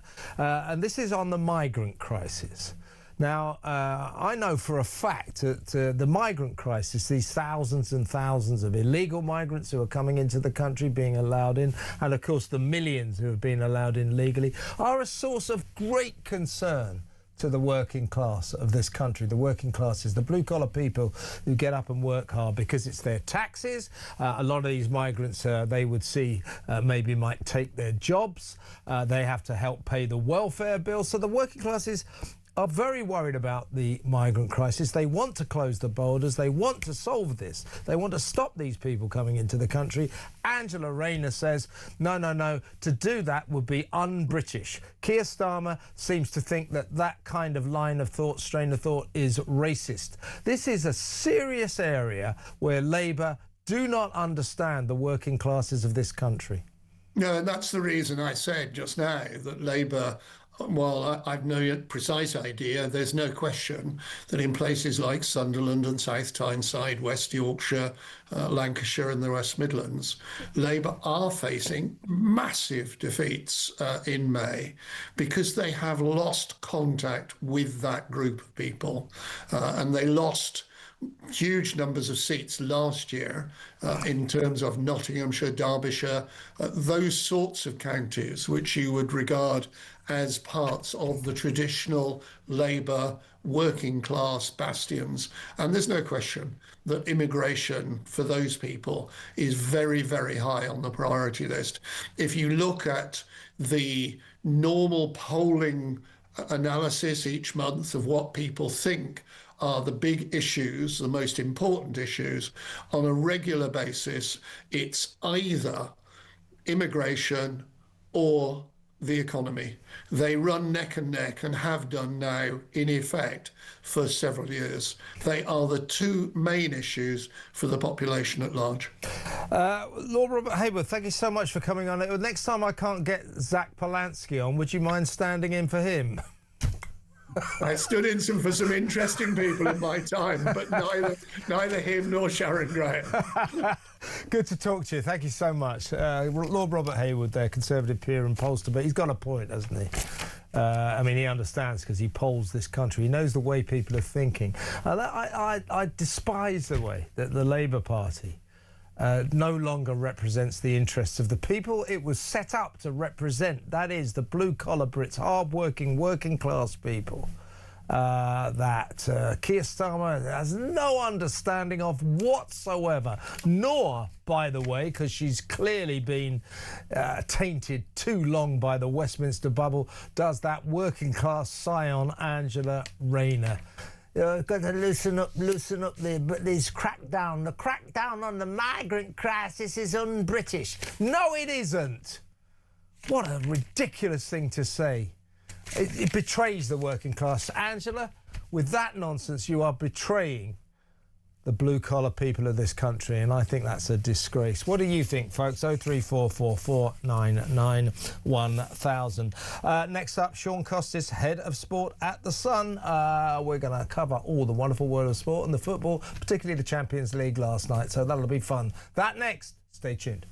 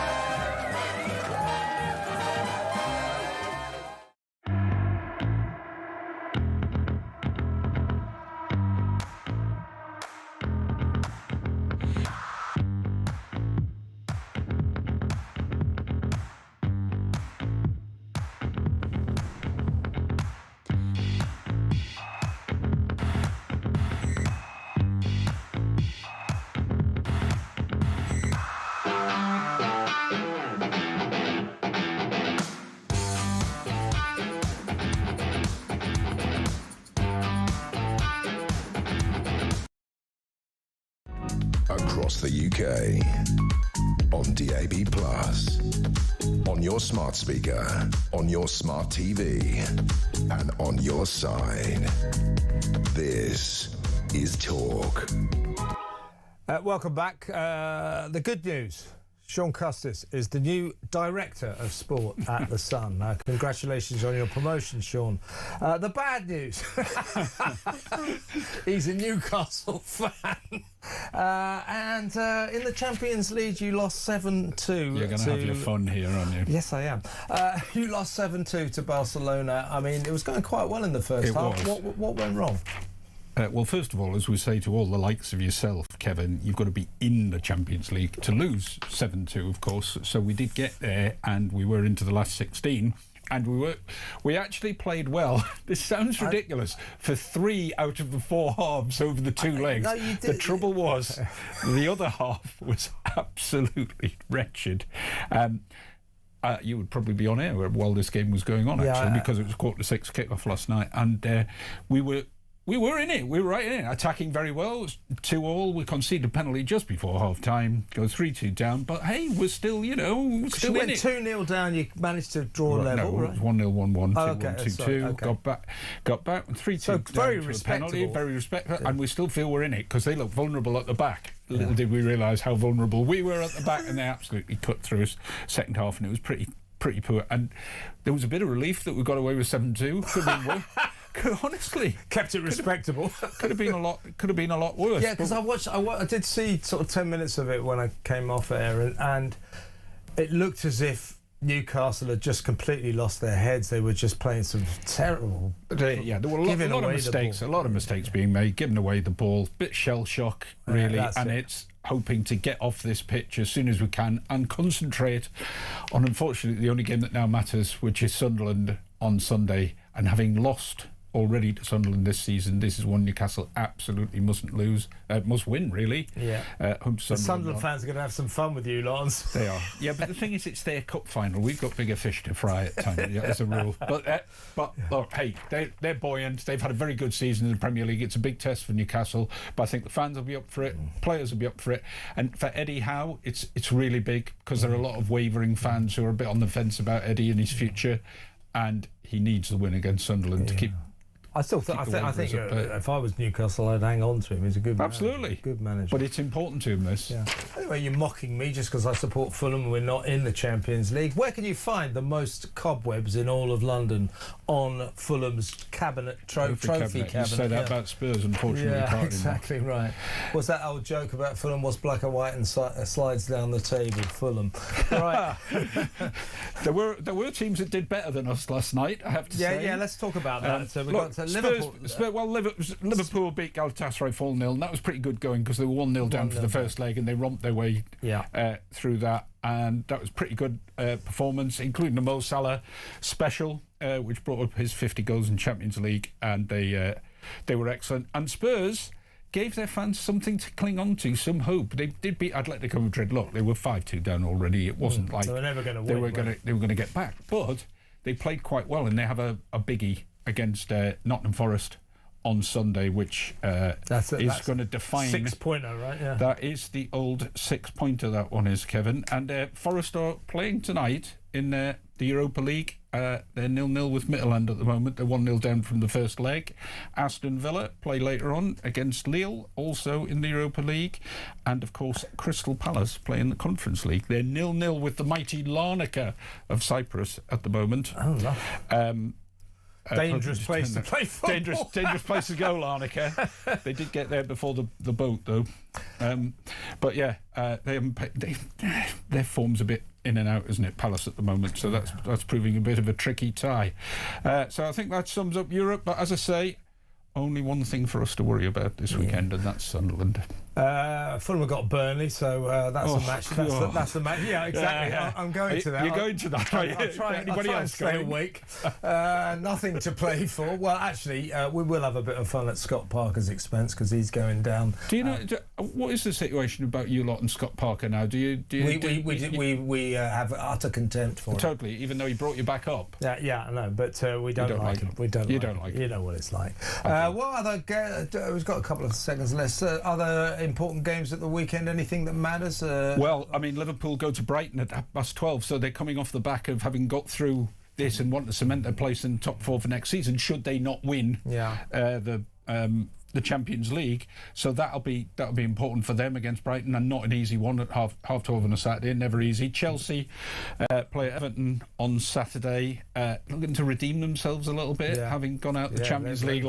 They were pretty bad, weren't they? Yeah. They were, and I think there's still questions about Liam Rossini and his tenure at Chelsea. And, of course, there are still people absolutely outraged that Chelsea only got fined £10 and a bit million for numerous breaches of football law and under the counter payments, and seemingly have kind of got away with it. It's Abramovich, that's who I blame. Sean Custis, Director of Sport at The Sun, thank you so much. Excellent Sun roundup of sport. That's in the paper tomorrow. See you in a minute.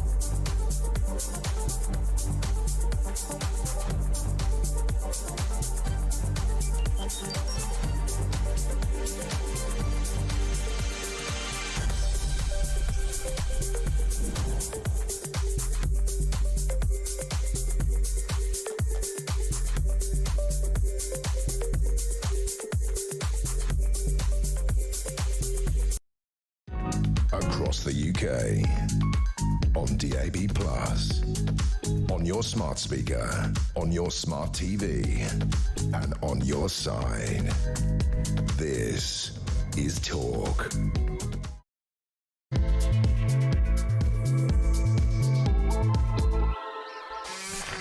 Welcome back. In a little while, going to go to Los Angeles live to talk to our royal correspondent there, our royal expert, Kinsey Schofield. Been a hell of a week on the Meghan and Harry front. It's an astonishing story in Variety magazine, which is like the Bible of Hollywood, detailing the decline and fall of their increasingly rancid relationship, allegedly, with Netflix, the streaming giant, a relationship that now no longer exists. And it leaves the gruesome twosome, the Duke and Duchess of Sussex, out in the cold in Tinseltown. People wondering where their next buck is going to come from, because it ain't coming from Hollywood. We're not sure about her as ever business. Is that bringing any money in? Doesn't look like it. So they're off to Australia on a pretend royal tour to sell themselves in money-spinning personal appearances, which seems like a long way for them to fall. Is that what their Hollywood dream was all about? Or is that a nightmare? 03444991000. We'll talk about that in a little while. But first of all, before we get to that, let's go over to my next guest, former Conservative Cabinet Minister, Lord John Redwood. Welcome to the show, John. Well, hello, Kevin. I wish we were meeting in better times. That'll be the day, the way things are going. Listen, lots to get through, but let's talk about the migrant crisis first. I want to talk overarchingly about it in a little while, but let's sort of cut to the centre, the epicenter of the insanity that is unfolding before our very eyes. These are two cases.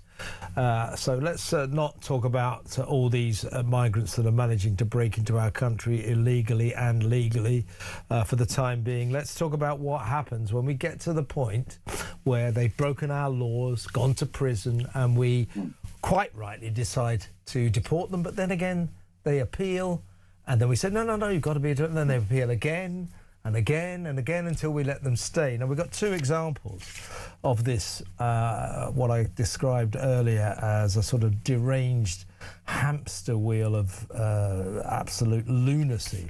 The first case is an Albanian guy called Clevis Disha. He entered Britain illegally under a false name and lied in a failed asylum claim. He then went to prison because he was found with £250,000 worth of cash that he could not account for. So he went to jail, did 2 years, came out, and of course, as a lawbreaker, a person who'd broken our laws so badly, we of course said, well, you can't stay here, we're sending you back to Albania. He appealed. And his appeal has just been successful. The basis of his appeal was, if you send me back to Albania, it will be unfair to my young son because he doesn't like foreign chicken nuggets. He likes British chicken nuggets. That appeal has succeeded. And just another case, a Nigerian migrant, a guy called Gift Oladele. This is serious. He's 24 years old. 2 years ago, he went to jail for 2 years for falsely imprisoning a woman in Manchester and sexually assaulting her. When he came out, we tried to deport him. He was allowed to stay under the terms of the European Convention on Human Rights because he has a right to a family life, because he's got kids. So he stayed. He's just been sent to jail again for raping a 19-year-old woman in some woodland near Wrexham last September. So we allowed him to stay under the because there's a right to a family life, and he went on to rape a poor victim in Wrexham. So there you have it. These policies endanger women and children in this country, not to mention men. So the chicken nugget and the rapist that we cannot deport. We have a real problem, don't we, John, with what you might call Guardian reading immigration tribunal judges? Well, we do indeed. And the public, on the whole, is sick and tired of this, and they sent many messages. They told the Conservatives they weren't tough enough and threw the Conservatives out. Labour came in and said they were going to smash the gangs and stand up to criminals, and they haven't done it at all. The Conservatives told them for nothing that you had to repeal the European powers and the European laws in order to enforce the law in Britain. The Conservatives have now got to the point where they would do that. Why can't Labour see it? Because they'll be thrown out as well. The public really have had enough. It is outrageous that these people are a threat to us, and it's outrageous that we then have to pay huge sums of money for all these court cases and lawyers to defend them, and then all that time in prison again. Meanwhile, with these two egregious cases as the backdrop, we learn that Keir Starmer is all set to bow to pressure from Angela Rayner and the left-wing Labour backbenchers to water down, to the point of pointlessness, Shabana Mahmood, the Home Secretary's proposals to toughen up, to crack down on the migrant crisis, you know, to review people's refugee status every 2 years, to double the amount of time it takes to 10 years before they can claim leave to permanently remain, those kind of things. Now, Angela Rayner said that crackdown was un-British. I don't know where she gets that idea from, but I think it's a massive betrayal of the British working classes, who are as worried about the migrant crisis as you, me, John, and millions of other people around this country. You know, we hear that Angela Rayner, you know, scion of the blue-collar Brits, well, she's betraying them with this nonsense. But there you have it. Even the feeble crackdown proposed by Shabana Mahmood now will not happen. So this country is doomed to be locked in an eternally escalating migrant crisis that is consuming this country. Indeed, and it's very bad for democracy, because nobody can be in any doubt that the majority of the public do not want this. They made it very clear in the last election. And then the Labour government comes in and they actually reverse some of the measures which rather late in the day the Conservatives have put in to reduce legal migration and to prevent people coming here and then claiming asylum if they'd entered illegally. They stripped that out. Now, those were good measures, and they should have instead have built on what the Conservatives have got round to doing and done rather more, because all the evidence shows that inviting in an awful lot of people to either be on benefits or to do low-paid jobs is a major drain on the economy of the country. It doesn't boost things, it makes things more difficult. And you've now got a Labour government presiding over a big increase in unemployment, an even bigger and alarming increase in young people unemployment. People can't get their first job or can't get their opportunities in their late teens and early 20s. And this government's answer to that is to invite more people in. No, government, you are completely wrong. Exactly right. Can I take you to a sort of issue to do with the House of Commons? I don't know if you saw the pathetic Prime Minister's questions session on yesterday. Well, it was all questions and no answers. Well, exactly. The Prime Minister, Kemi Badenoch, and indeed at least one Tory backbencher, I think his name is Andrew Snowden, who actually asked a brilliant question after Kemi. So the Prime Minister, Keir Starmer, in what we laughingly call Prime Minister's questions, where the leader of this country is supposed to answer to the people, is where we get the chance to have our Prime Minister grilled by the leader of the opposition and other MPs. It's an important moment. He was asked seven times by Kemi and Andrew Snowden, before you appointed Pedo's pal, Peter Mandelson, to the key role of Britain's ambassador to the United States of America. Did you talk to him? Did you speak to him personally? You know, because you did say that he lied to you. So did you speak to him personally? 7 times. He didn't answer that question. He just came back with nonsense about the Iran war and the statesman-like decisions he's taken and how awful Tories are and all that nonsense. 7 times. I think, John, we have to do something about this, because that does not serve the people of the country. Surely we need to empower the Speaker to say, sorry, Mr Starmer, sorry, Mr Prime Minister, that was not an answer. Please answer the question. It's very simple. Yes, it shows he despises the people and doesn't understand the purpose of Prime Minister's questions. It's not Leader of the Opposition's questions. It is Prime Minister's questions. He's the man with the power. He's the man making the big calls. And that was particularly dreadful because he's accused Lord Mandelson of lying to him. And now he can't even confirm that he had a meeting so that he could hear the lies in person. And I asked in the House of Lords the other day, the Minister on duty for them, given that the Prime Minister says that Lord Mandelson lied to him, could the Minister tell us a couple of the lies so that we can judge for ourselves? Because Lord Mandelson says he didn't lie.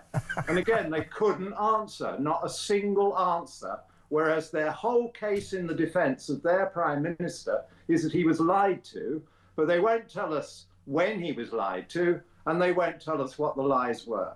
Yeah, it must have been a jolly good lie to persuade the Prime Minister to want Mandelson to be the ambassador. Well, we know what the truth is. The truth is that Keir Starmer did not talk to Peter Mandelson before giving him this key job. He left that important task in the vetting process, if you like, to 2 of his best friends, Morgan McSweeney, the former Downing Street Chief of Staff, and Matthew Doyle, the former Downing Street Head of Communications. That's who spoke to Mandelson. The Prime Minister did not. Yesterday... And did you notice that no document from the Chief of Staff appeared in the disclosure when they were meant to give us all of the relevant documents? And that's nothing to do with the police inquiry. The police inquiry isn't into why they appointed Mandelson, and we're not even allowed to know what the Chief of Staff's view was. Yeah. And so sort of stymied by this yesterday, Dan Hodges wrote about this in the Mail today, saying that the Prime Minister was so cornered by this terrible situation that he knew he had not spoken to Mandelson before giving him this very important job, which is just breathtakingly absurd that he didn't do that. He knew he hadn't done it. So rather than actually answer that question honestly, he chose to humiliate himself by avoiding the question so obviously and embarrassingly that he just looked like a total fool. But that, to him, was preferable to admitting the shocking truth that he never spoke to Mandelson before giving him the job of ambassador to the United States of America. Well, indeed, if he didn't speak to him, it almost is impossible to believe that he didn't, then he should have made a full confession of that at the time. Now, when I was the minister, I had to appoint some people to important jobs. I didn't ever appoint somebody in absence. I wanted to appoint them and make sure in my first conversation with them that they were the appropriate person and they knew what the job entailed. Given that Mandelson was going to one of the most crucial jobs outside ministerial office affecting our country and the government, you'd have thought there'd have been quite a few conversations between Mandelson, the possible ambassador, and the Prime Minister to get lines sorted out and to make sure that A, the Prime Minister thought this was the right man for the job, but that B, the ambassador knew what the Prime Minister wanted. Presumably the Prime Minister didn't know what he wanted. Presumably the Prime Minister didn't have a view on how important our most important ally was, how important the defence relationship was, how important the trade relationship was, if he couldn't be bothered to talk to the man who was going to be the ambassador. Now, exactly right. Here's another horrific situation for our Prime Minister, you know, who says he's a socialist, said he's a leader of the Labour Party, the party of the working class. I don't think he's ever met a working class person. But his father was a toolmaker. Yeah. I think he he was manager of the factory. He wasn't all that working class. But Starmer, the Unite boss, Sharon Graham, the boss of a very big union, she has stated that she believes that this Labour government is not serving the working classes of this country. And her union has just voted to stop its annual affiliation fee to the Labour Party, 580,000 quid a year, no less. And she says if we had a vote tomorrow, we would vote to sever all ties with this government. Now, that is pretty massive from a union. The unions are basically in bed with the Labour Party. Unions have had enough of this lot because you've got people like Ed Miliband going around closing down North Sea gas. We've just learned that we're going to we're closing down all of our remaining steel producing units. Thousands and thousands, hundreds of thousands of jobs are at risk because of this North London lawyer Labour government's virtue signalling about green issues. Sharon Graham saying we've had it with this lot. They're not serving the working classes. That's the problem, isn't it? Keir Starmer's and his Oxford public school educated cabinet have lost touch with the people they're supposed to represent. The Labour Party is supposed to be the party of the working classes. They're putting the working classes out of work. No, they're letting us all down. And I've been highlighting for a year and a half now, this Labour government, they are deindustrialising us far more quickly than previous governments, mainly because they've intensified extremely damaging policies. So we've lost 2 refineries. We're losing many of our petrochemical works. We've got another one at risk, the old ICI paints division. We've seen them preside over the closure of a lot of our ceramics industry. The glass has gone, a lot of the paper has gone. Everything that requires a lot of energy is being demolished by their dreadful energy policies. And worst of all, because we are now in the middle, well, we hope it's the middle, or even the end, but it could be the beginning of a very nasty energy crisis. We don't even have a government that wants to get our own oil and gas out at a time when you need all you can get, and when the domestic supply would give us jobs, give us investment, give us tax revenues, and would even lower CO2, which seems to govern everything they do. Let me ask you a last question, John, if I may. Have you ever seen a worse Prime Minister than this? No, I haven't, and there have been quite a few that didn't really do that well. I know what you mean. Against stiff opposition, this guy's the worst. This one is really, really bad. Yes, absolutely. And I wish it wasn't. I want my country to be well governed. I'm a Democrat. I respect the fact that Labour have a perfectly strong Commons majority. So please, Commons majority, use it. Get with it. Understand, we want more jobs, not fewer. We want more industry, not less. We want cheaper energy, not dearer energy. We don't want all this ideology. We don't want all these high taxes. They are destroying our country. Oh, God, it's so worrying. Listen, John, good to talk to you. Have a great weekend. We'll talk again very soon. Lord John Redwood, former Conservative Cabinet Minister there. Now, let's tell you about our competition again. We are giving you the chance to win 2 hospitality tickets to the British Grand Prix on Sunday, the 5th of July, with full Racing Green trackside experience. This is the ultimate setup for race day. You'll get exclusive grandstand seats at the Loop and Village corners, plus inner track access to watch the drivers arriving at the paddock, and access to the hospitality shuttle bus for easy on-site transport, racing simulators and live music between sessions, all-day street food and an open bar. Listen up to find out how you could be in with a chance to win. For your chance to win, text TALK to 83338. Text costs £2.50 plus your standard network rate. Or call 0343 418 7260. Lines close 20th of March 2026 at 4 p.m. That's when you need to answer your phone if it rings. 18 plus UK residents only. This is a network promotion. Full T's and C's at talk.tv/win. So for your chance to win, text TALK to 83338 now. It's the perfect Silverstone race day experience for any F1 fan, so don't miss out. Coming up after the break, it's Kinsey Schofield on Meghan and Harry. This is Talk.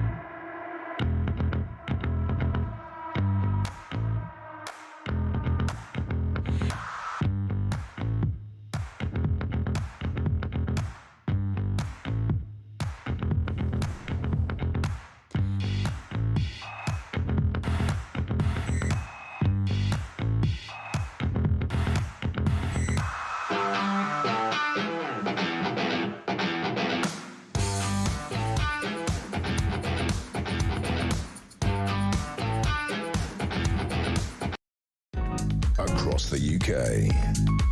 On DAB+, on your smart speaker, on your smart TV, and on your side. This is Talk. Welcome back. Let's go straight over to Los Angeles live to talk to the host of Kinsey Schofield Unfiltered, the great Kinsey Schofield. Hi, Kins. Where you been all my life? New York. I'm back, though. I'm back in La La Land. Yeah. How's New York? Chilly and stormy, but very chilly. I'm over here. I'm sweating bullets. So well, you should come to London. We have a perfect climate. Actually, the climate here at the moment is very LA. It's fantastic, but we don't expect it to last long. Right, let's talk about our friends Harry and Meghan. What a terrible week they've had. Now, going back historically, last year you had one of Hollywood's Bible, the Hollywood Reporter magazine, chronicling allegations that Meghan was a terrible bully to her staff. Meghan, of course, denied all of that. Then you had the Vanity Fair magazine, America's top-selling magazine, 8,000-word expose, investigation into the way she treated staff, her manner generally, her life, what they said were her lies. She denied all of that. Mostly these exposés were followed by her saying, buy some of my dry flowers, buy my $64 candles without wicks, as ever. Yeah. Here's a picture of the back of my kids' heads. That's what she tends to do. Those pictures, of course, being posted on Instagram.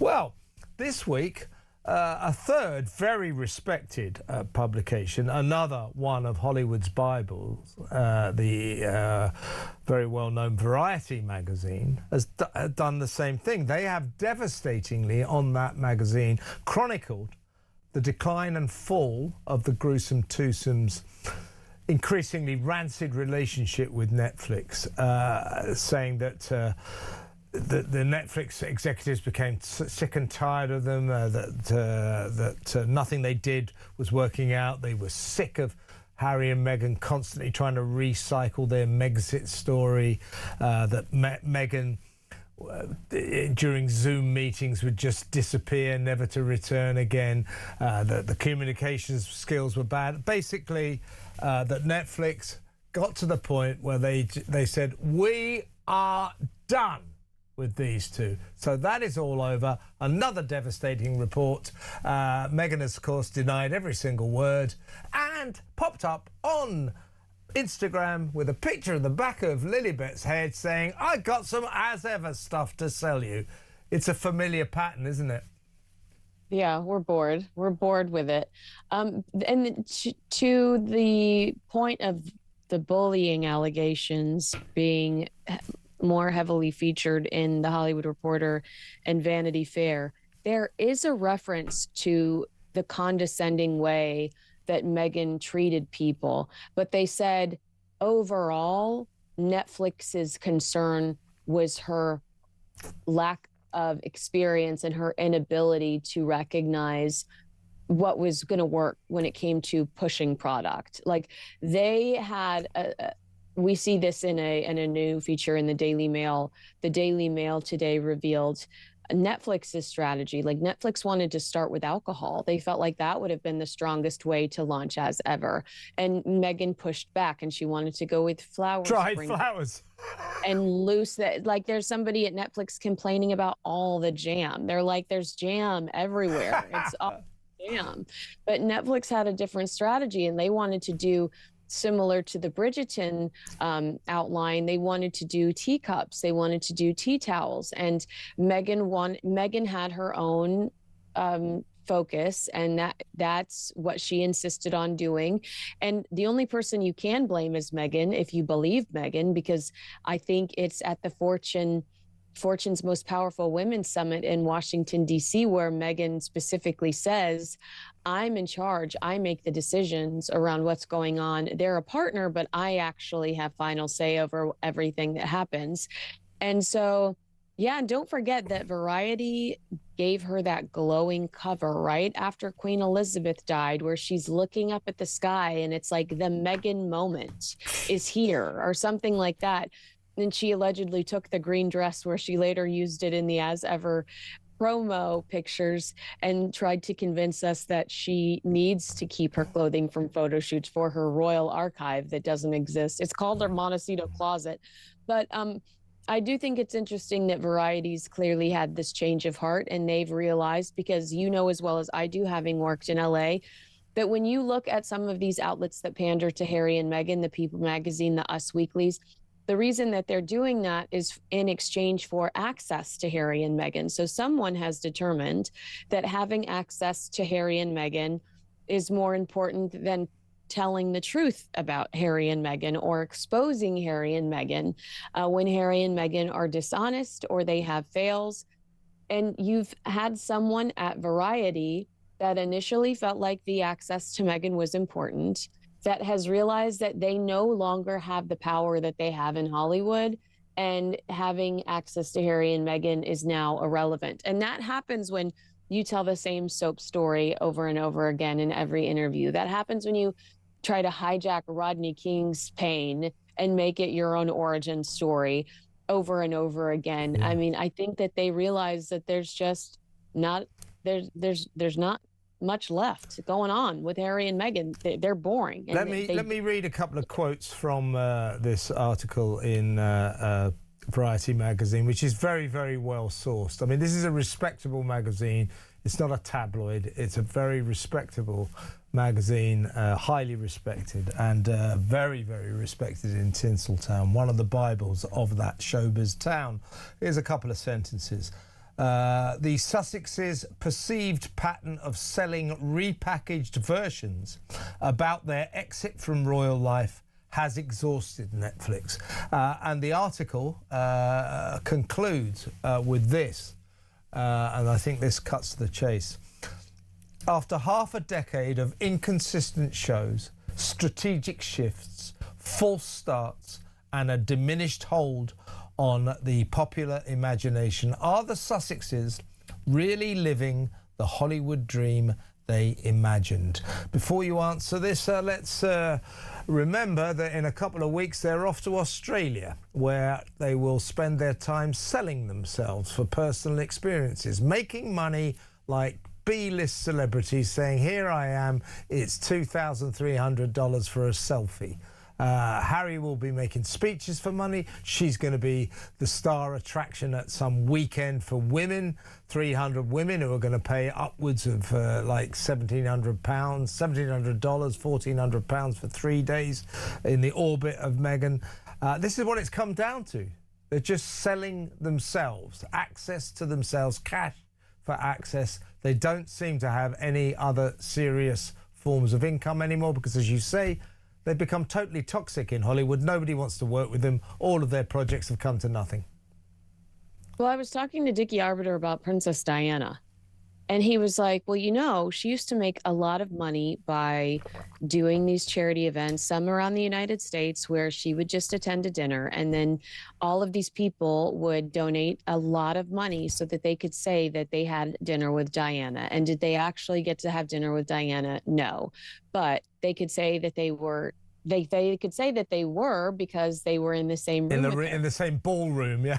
And I was like, so basically that's what Meghan's doing now, except she's taken the charity element out of it, which is gross.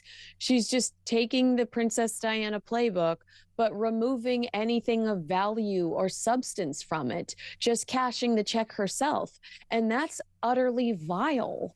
Yeah, exactly right. And that's important to stress, which you are, of course, Kinsey. You know, Diana raised money for charity. She sold her presents for very good causes. Meghan is now selling her presents for herself. So is Harry. Yeah. So is Harry. That's exactly what the Queen, the late, great Queen, never wanted. But that's what they're down to. A couple of details again from this article about the way Meghan behaves. Apparently, wait, can I tell you my favorite detail from the article before you do that? Go on. That Ted Sarandos needs an attorney on the phone when he communicates with Meghan. He's so... That's the chief executive of Netflix, yeah. Yeah, that he's so uncomfortable and needs a, she's constantly, it says that she's constantly contacting him personally, trying to text him. Now, we heard similar arguments in the Vanity Fair piece that, like, at the 11th hour, Meghan was texting the higher ups saying she needed changes to archetypes, and it was driving them crazy. And here you have them saying Meghan is texting a higher up or calling a higher up to the point where he's exhausted. So he's saying, not only am I exhausted, but I want to protect myself by having an attorney on the phone with me. Yeah. Should stress that Meghan's lawyer, Michael J. Kump, I think his name is, completely denies that in a long letter to Variety. And in fairness, Ted Sarandos has also denied that, but it's in the article, and Variety is standing by their story. It is not. Yeah, and we know why he would deny it, because other artists, other high-profile celebrities would be concerned that he might talk negatively about them in the press or in the public if they see him talking negatively about Meghan. And we've also come to the conclusion that perhaps, well, first of all, Netflix does realize statistically that royal content does really well on their platform. The Crown, Harry and Meghan's original docuseries. We even saw them buy Diana the musical. I mean, they love royal content, the documentaries on their platform. And if Meghan ever were to leave Harry, again, reference to the Vanity Fair piece where they allege she was shopping a book, then Netflix would want that exclusive. And so, of course, he's not going to make a mortal enemy out of Meghan. Now, I just got to sort of record what actually was said. But what about, there's some extraordinary details in here. First of all, that during Zoom conference meetings, she would suddenly disappear, never to be seen again. And she doesn't actually deny that. Her lawyer said, well, she's got children. She was attending to her kids. Well, and I know she has multiple nannies, and those nannies would be fired if her children busted in on an important meeting. Look, every mum knows that kids can be demanding, but it's not particularly professional, is it, to just walk out on a Zoom meeting with executives? And people were reprimanded after these comments were made. People were reprimanded at Netflix over something that was said on the Zoom call that made they connected the dots, and something was said on a Zoom call that angered Meghan, and then like the marketing team would be reprimanded over something that was said later, and they connected the dots and said, oh, she was disappearing because she was upset about something that was said, and now this person at Netflix is getting their butt handed to them over Meghan being upset over a Zoom call. Well, here's another element from this article that I thought was interesting. Variety sources said that Meghan in meetings, I'm quoting directly here, tends to talk over or recast Harry's thoughts, sometimes while he is in mid-sentence, usually preceded by a touch to the arm or thigh. Now, what Michael J. Kump, Meghan's lawyer, said in a long rebuttal letter to Variety magazine was this statement about talking over Harry and everything seemed to be, quotes again, calculated to play into the misogynistic characterization of her bossing her husband around. I was thinking, oh no, perish the thought, she'd never do that, would she? We literally have seen those. We see examples of that when Harry and Meghan do Zooms for charities, or do Zooms, like Meghan will just touch him to kind of be like, it's my turn, or no, I got this. And so for them to dismiss that, I mean, she walks 3 feet in front of him when they walk into rooms.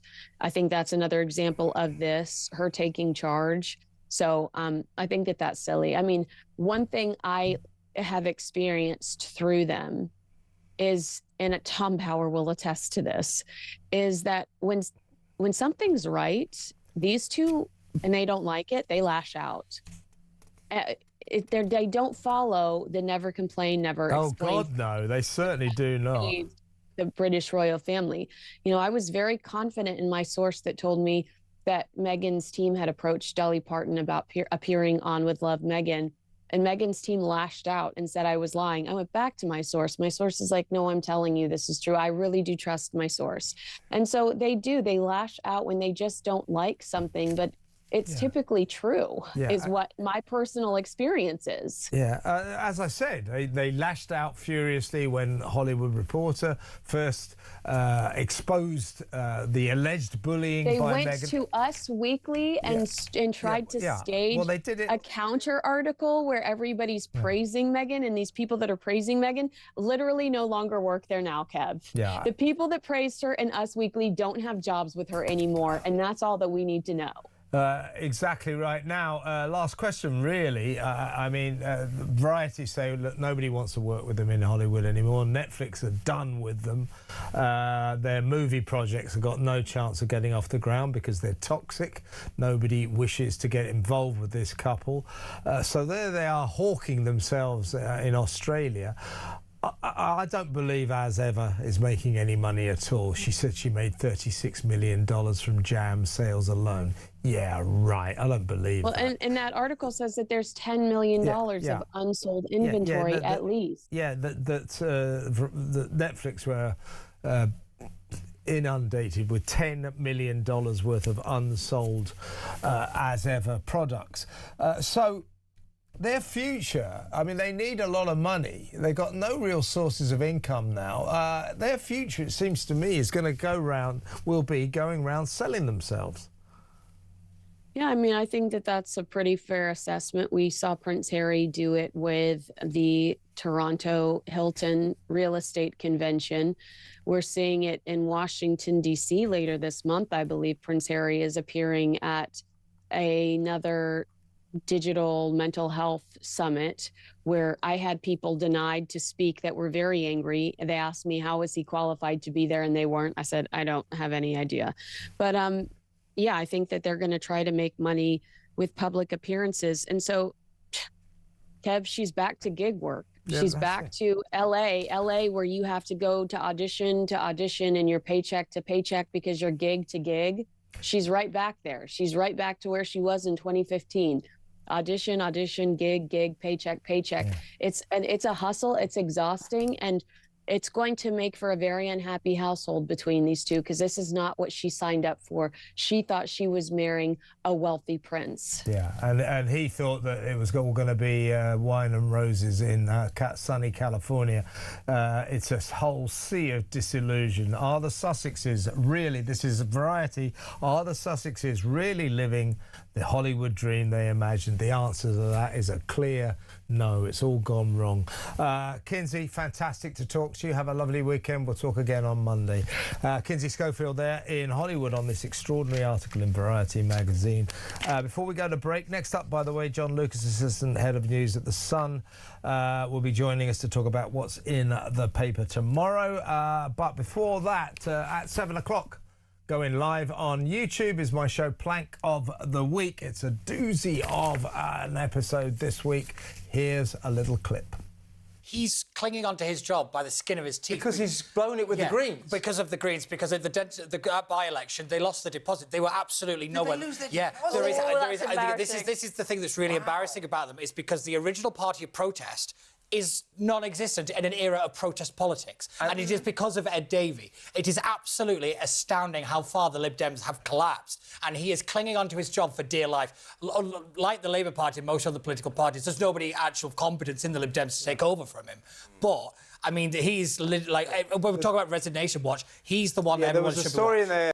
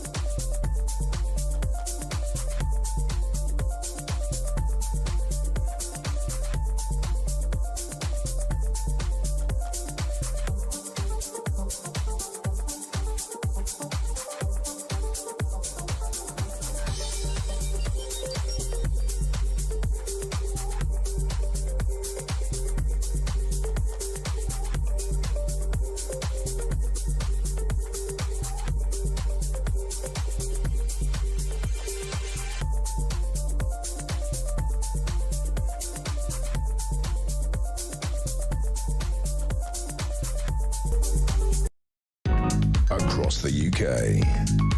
On DAB+, on your smart speaker, on your smart TV, and on your side. This is Talk.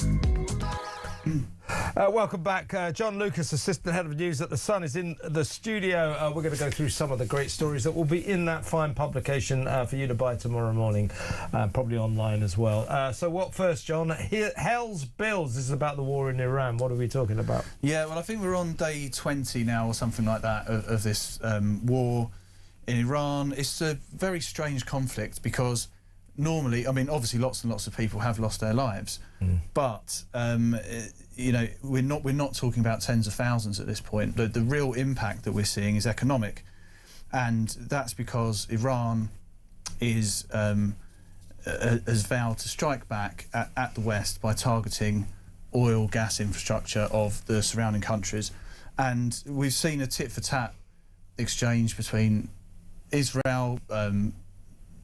Launched this huge bombing campaign, which America said it didn't know anything about.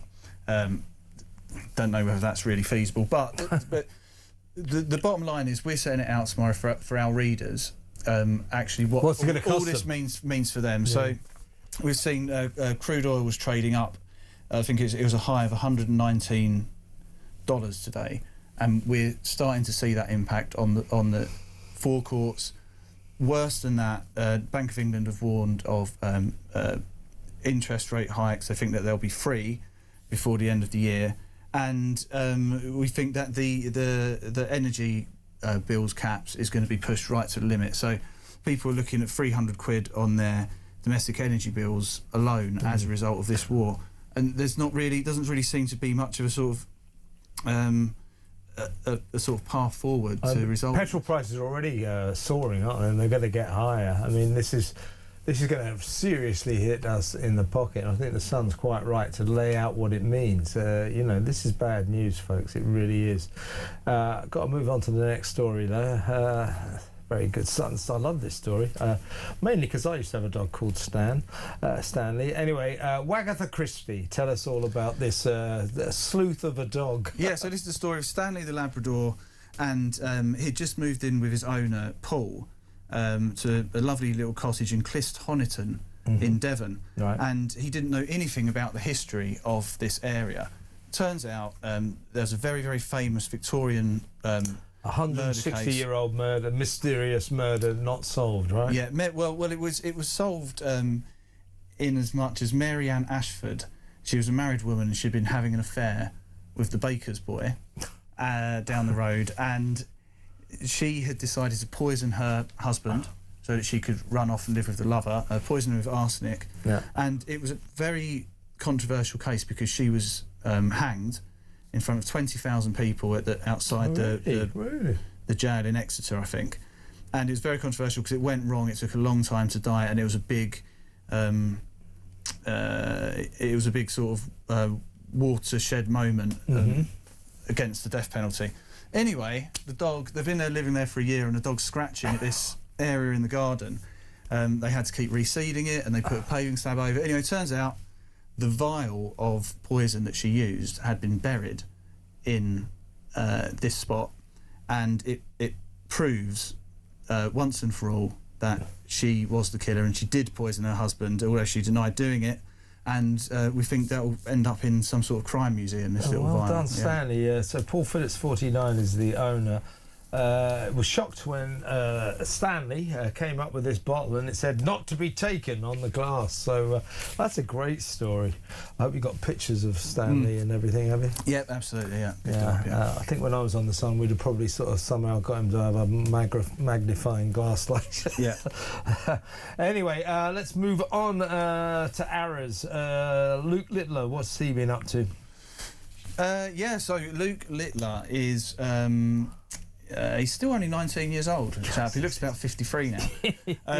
But, like lots of celebrities, his image, likeness, is being used by online scammers and all sorts of dodgy folk on the internet trying to scam money out of people. So he is doing, he's trademarking his image so that it cannot be used in AI advertisements, and he follows one of the very first celebrities to do this, actually, our esteemed columnist, Jeremy Clarkson. Oh, yeah. Was one of the very first to do it, and he's but now Littler is joining Max Verstappen.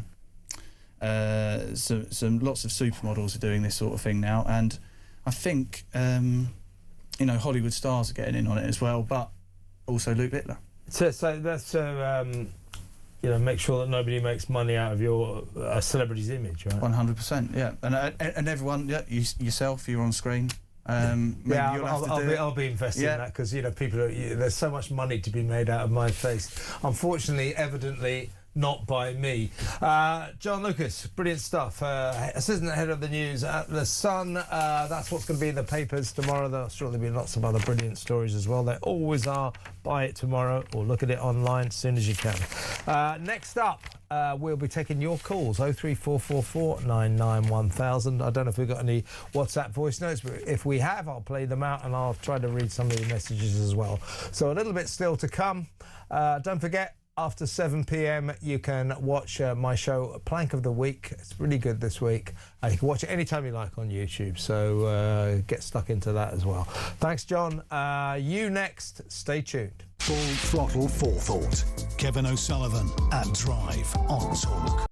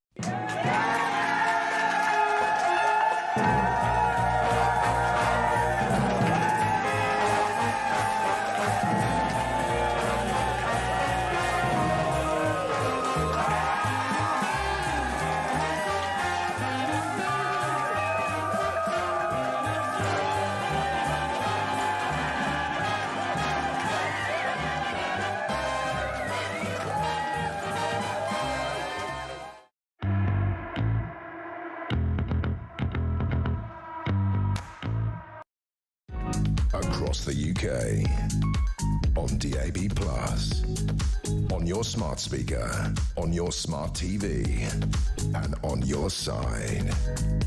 This is Talk. Welcome back. We'll just go to the phones in just a second. A couple of messages here. This is from Elliot. He's talking about these judges who keep letting people stay because their son don't like foreign chicken nuggets. Why aren't the judges and politicians, says Elliot, prosecuted for neglectful decisions that may lead to abuse, rape or murder? Why? Well, it's interesting you say that, Elliot, because the head of Migration Watch, Out Mehmet, was saying just exactly the same, that he'd like to see these judges who make these egregious decisions. They let this guy stay, this rapist.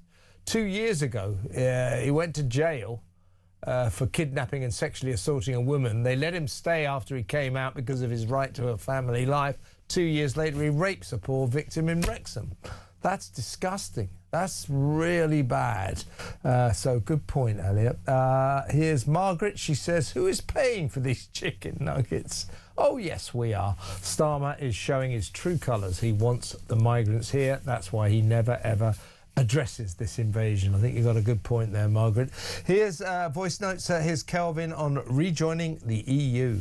Good afternoon, Kevin. We shouldn't rejoin the EU because the EU is in a right mess. It's in a worse mess now than what it was when we left. In fact, it's worse than our country. But then again, having said that, our country is in a right state. There's no evidence that leaving the EU has caused anything to do with our country. In fact, evidence shows that things are looking a hell of a lot better. These Labour and the Greens, they're just liars. They just don't like the idea of leaving the EU, want to be with the mates. I don't want to be with them. The other population that voted for Brexit don't want to be with them. That's why we voted out. Now they want to try to sneak us back in. I want to respect the democratic decision of this country, which was to leave the EU. Let's respect that. That's the end of story. But Labour, socialists, these people don't like democracy. They want to overturn that. It's a disgrace. Here's Damon on migrants. Hello, Kevin. Damon from Wigan. So the answer to sorting out this crisis is to soften the migrants' rules and regulations. That's the answer to sort all this problem out, to go softer on the rules. Absolutely ridiculous. You know, as an ex-armed forces veteran, this is getting beyond a joke. You've got people coming in who we know absolutely nothing about and just doing whatever they want, whatever crimes they commit. They know that there may be a few months or a couple of years in jail, but there's absolutely no comeuppance whatsoever. And Labour think to solve it is to soften the rules. It's absolutely ridiculous. I just don't know what we've got to do to turn this country around. Thank you. Great voice note, Damon. I'll tell you what we're going to do to turn this country around. Somehow or other, get rid of this dreadful government, the worst government anyone can remember. They can't cope. Starmer is overwhelmed by this, all of these problems, the Middle Eastern war, the migrant crisis, the cost of living, green issues. He's overwhelmed. He just cannot cope, and nor can his government. Let's get rid of them, when we get the chance. First opportunity. Let's go to the phones. Let's talk to a new caller from London. Mick. Welcome, Mick. Hi, how are you? I'm good. I have a note here saying, I am a migrant. This is from you. This country is ruined. In what way are you a migrant, Mick?